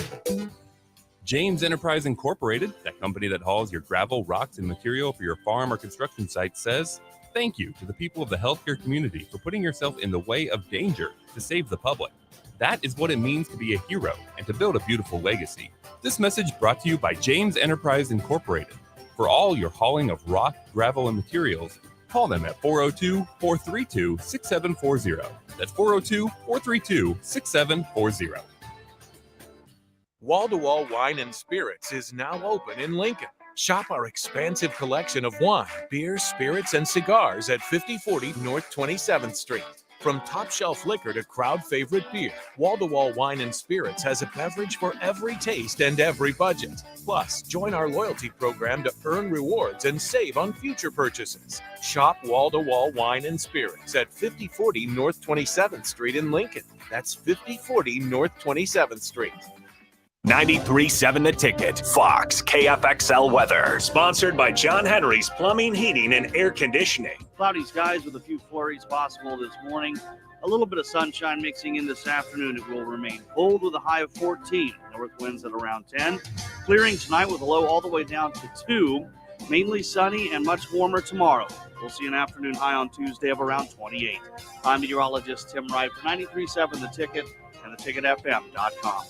Hi, Sean Callahan here for Coppell Chevrolet GMC, wanting to say Happy New Year and thank you to all of you for your continued support. We have just closed out another outstanding year, and we want to start 2023 off with a bang. The new GMC and Chevrolet inventory continues to roll in, and I'll actually be picking up my 2023 GMC later this month. So with interest rates continuing to climb, Coppell is partnering with General Motors and now offering 2.9% APR on select models. So we invite you to the dealership. Check us out online at CoppellCars.com. You'll be glad you did. All deals with approved credit. Sandhills Global is hiring. Check out sandhills.jobs for more information. Sandhills is looking to fill hundreds of new openings in sales, traveling support, software development, web design, and more. Sandhills has a professional culture and is fast-paced with a focus on growth, innovation, and leading-edge technologies. Career and internship opportunities are available at our global headquarters in Lincoln, Nebraska. Apply today at sandhills.jobs. You know that feeling after a good, hearty meal? The worries of the world just slip away. Time slows down. Nothing but good times and good company. That's what you get with Mary Ellen's Food for the Soul. Mary Ellen's does food right, with a menu that includes smoked wings, pulled pork, brisket, catfish. And don't sleep on their sides, shrimp and grits, collard greens, baked beans. It's food that makes your heart happy. Mary Ellen's Food for the Soul, just east of 27th and Pineland. Let them fix you a plate. Rosie's Sports Bar and Grill. Open for lunch and dinner at 10th and P or at 1501 Center Park Road. Water heater gone? Call Bryant. The price you're quoted is the price you'll pay. And in most cases, same-day replacement. Bryant Air Conditioning, Heating, Electrical, and Plumbing. 467-1111. Now back to On the Block with Strick and Austin on 93.7 The Ticket and theticketfm.com. We on the road to chill.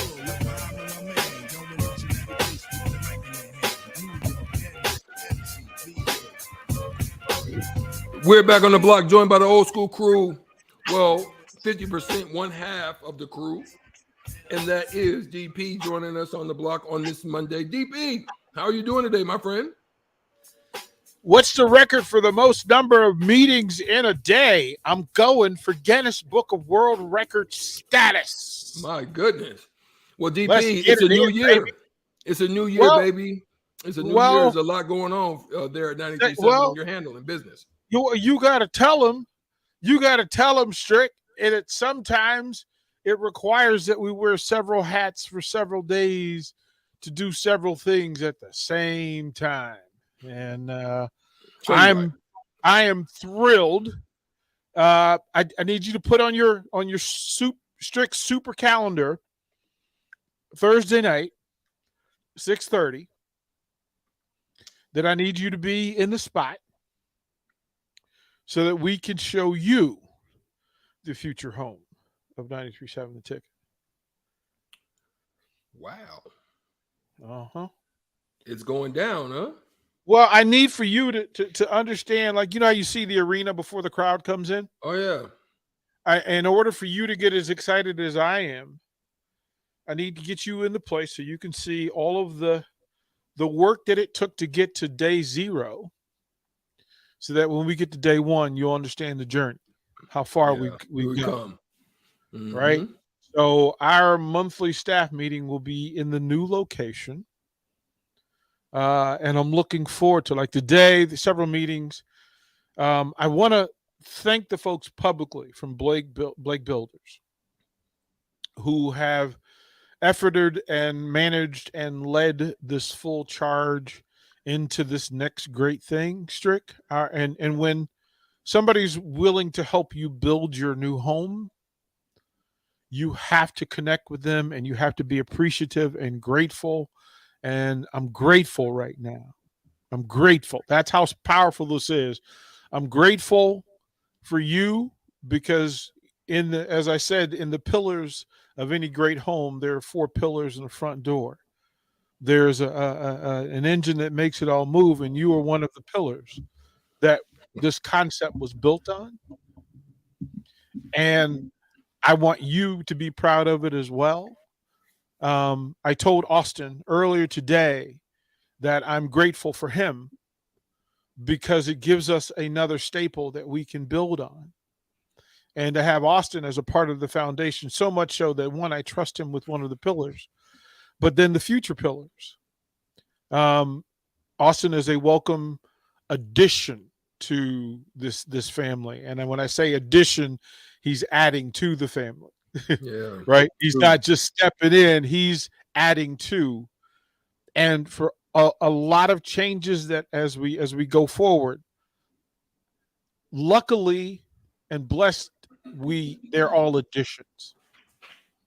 They're all additions, Strick. And I'm feeling Ticket Family-ish today because in my time of need, where there's several hats to be worn, to find people who are willing to do all the stuff that folks are willing to do for us, to do the thing that we love at the best level, at the highest level, and in ways that you and I can't help us do, like we need some other people. Well, Blake Builders, they've done some serious heavy lifting with contractors, architects, permits, bids, exceptional, and the IQ that's required, and they're fans of the station and the show and of the talent in this space.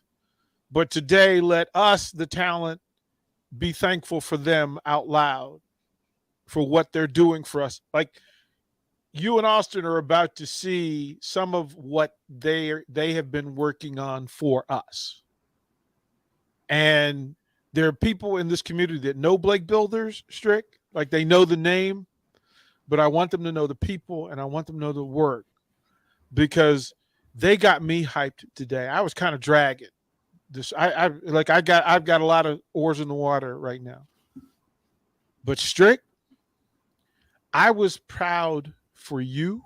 I was proud of you. I was proud for Austin. I was proud of Austin. I was proud of the staff. I'm proud for the staff because I know what's coming. Mm-hmm.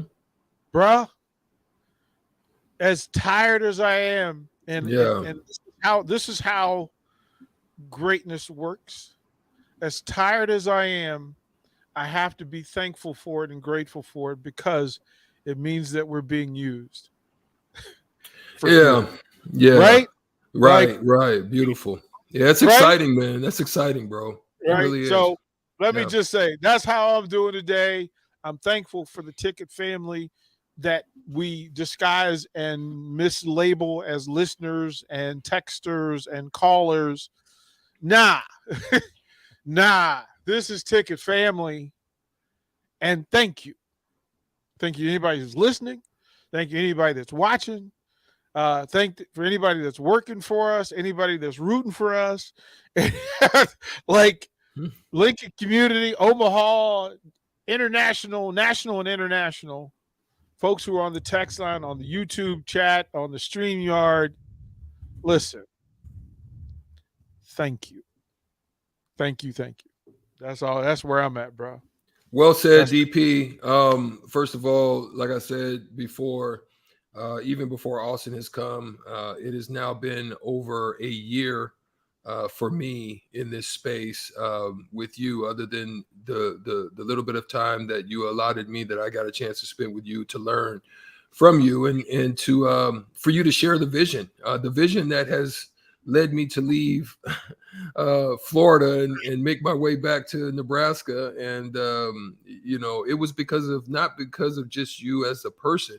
That is part of it, but it is you as the man who had a tremendous vision, and you did a wonderful job of sharing that vision to me and to all of us that have allowed us to be able to continue to press each and every day in this span, in this space here on 93.7 The Ticket. And there's so much more in store that those who are listening can't even fathom, don't even really know the full details as of yet, but it's going to be a beautiful thing. I've got a chance to see it from the plans, and to be able to see it up close and personal would be something of beauty to see. And so we thank you too. I want you in the building so you can just, like, I'm just saying, like, I understand how excited folks down at University campus, right? When they stand in their new space and they know what's coming. And on a much smaller scale, but quite frankly, amplified, is for us to be able to do the thing that we're about to do with the people. I've been in this business for decades, and I can honestly say this is the first place I've ever worked where in full, I can't wait to get to work. I've never had a day where I rolled over and went, oh man, I got to go to work today. Mm-hmm. Nope. I look forward to each show. I look forward to each engagement, each fan, each listener, each family member that cares about what we do. And they go through it with us. Like the stories that we hear, like meeting people come up in ball games and say, thank you. Like that's the thing that happens, Strick, is that, hey man, tell Strick I love him, man. I love it. Tell Jay, man, he's brilliant. Tell Sipple, cut it out. Like whatever it is, right? Tell Captain, man, he crazy. Like for them to go through, tell him I'm proud of Rico and how far Rico's come. Tell Mark, good job with his life change. Tell AD, man, he spoke to my heart today. There's so much. Tell Nick, I'm proud of him. It's constant.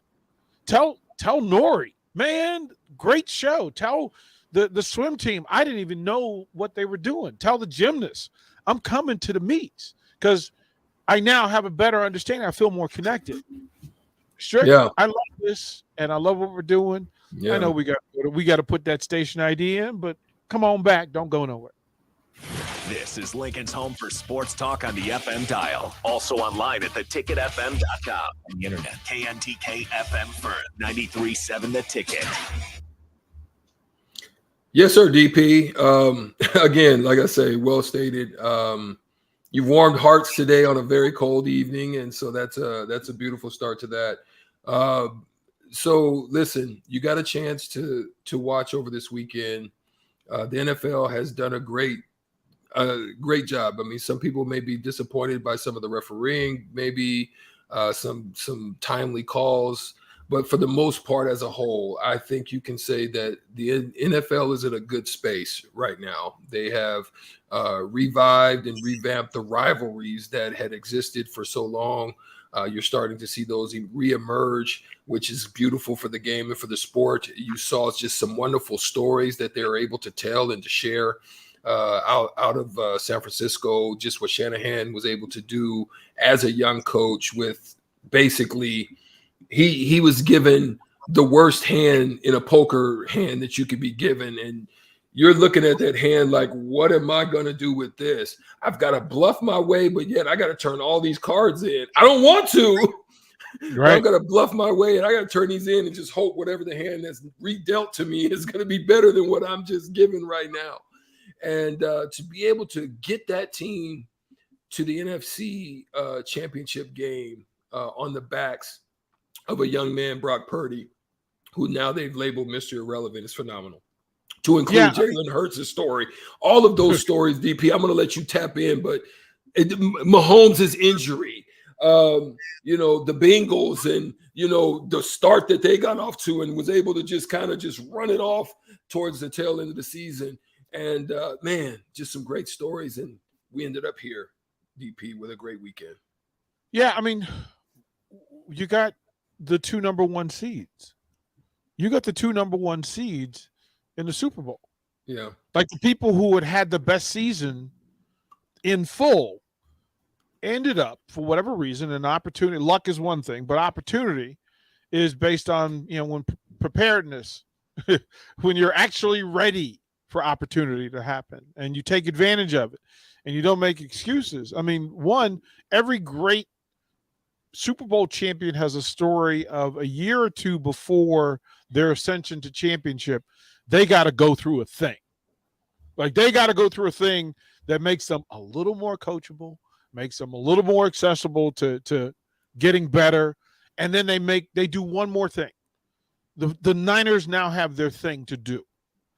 They know we're close, but to push the number 1 seed to brink and then have to get better. Well, their offseason is set. It's now an improvement season. The Bengals, you talked all that yada yada, and you had some success, and then you got humble. Mm-hmm. But you're a Super Bowl team, and you got humble. So you can take all that talent and all that inspiration and all that great defensive thinking and all of that offensive swagger, and you now have 6 months to get better right away. Like nobody's taking the offseason off thinking we can just coast, we can take it easy. No, they got to get to work. And then the NFL, listen, you announced the day after your conference championships that you're going to add $17 million to the cap for next year per team. How much did you make? How much did you make if you just added 17 million times 32? How much did you make, bro? You are sitting on the bank. You are literally an ATM machine with the crack of your butt just producing buckets of cash. You had the greatest Sunday in history. 2 number 1 seeds on national TV, showed out, gave you a unique Super Bowl because these 2 teams have never met in a Super Bowl. Mm-hmm. And brothers meeting for the first time. You got brothers. Andy Reid Bowl. You got Andy Reid. You got grandpa. You got old school versus new school. You got the idea of what's required in this space. 2 different type of quarterbacks. 2 different looking quarterbacks. It's Brother Lightskin Bowl at the Super Bowl this year. Like we.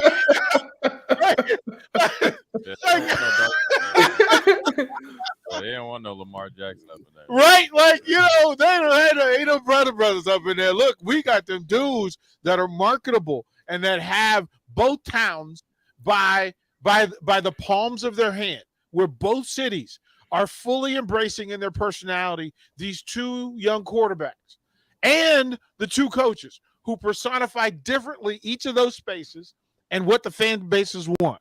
Jay Foreman, man, listen, we got a lot to talk about today, bro. This is today's like hype because the new direction of the NFL, even without knowing who the Super Bowl champion is, we now know that the NFL is purely going forward and up. Yeah. And we know, we know who the targets for next year are. Yeah. We've got 6 really good young quarterbacks staring them dead square in the eye. And then when the league gets better, it's because defenses realize that they have to change and elevate.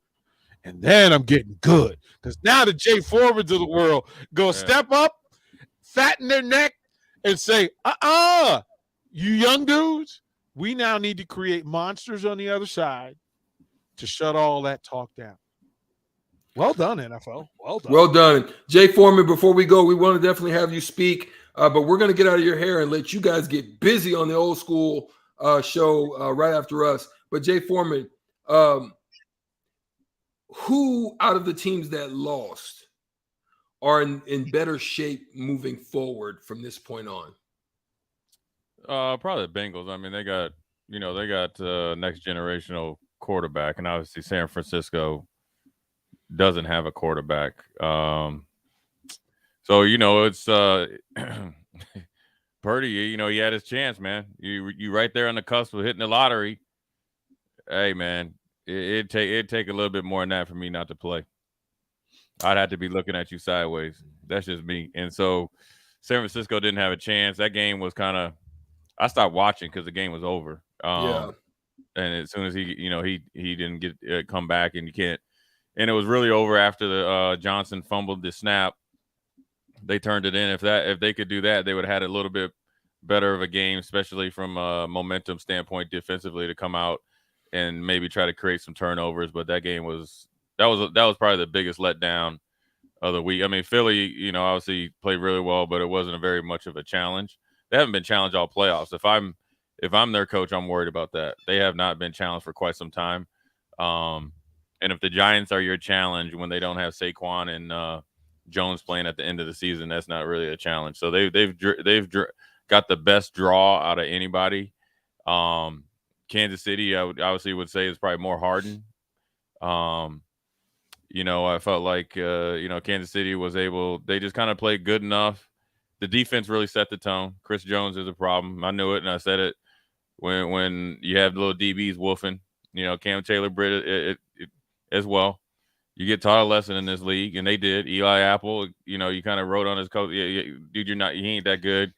And Chris Jones let you know who's that dude. And they set the tone, but Cincinnati came back because Kansas City kept kicking field goals. And essentially Joe Burrow, I won't say he lost the game, but he didn't win it. I mean, he had the ball with 1 minute left, or a little bit over a minute left, and he has two number one receivers. I know Boyd got out, but Hayden Hurst and Kansas City's defensive backs still can't play any cover three. You could have easily walked the dog on the field. They just didn't execute. Now, part of it was because of the offensive line. Part of it was he was a little bit off.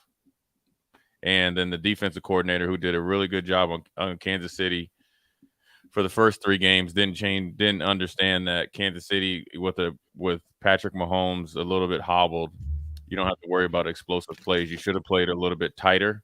Yeah. I would have been hitting him as much as possible, because I feel like Cincinnati's defensive backs, if you're playing a matchup zone or any type of man, I think they can run with those guys. And I think the biggest thing with Patrick Mahomes, if you hit him, you hit him. And they didn't get there as much as they did last year because they were playing a deep shell, but they had to play a deep shell last year in the playoffs because of Tyreek Hill.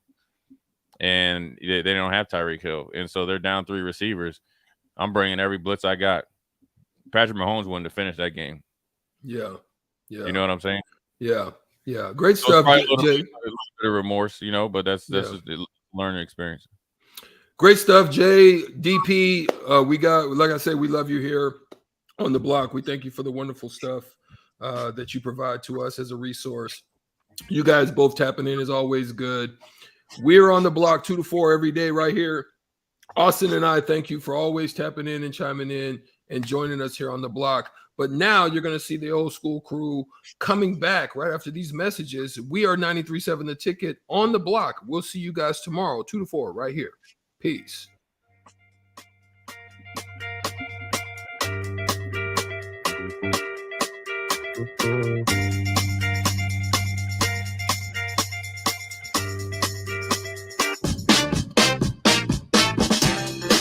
Rico here with HIS Auto Care at 70th and Van Dorn, letting you know HIS is a great place to bring your vehicle for service.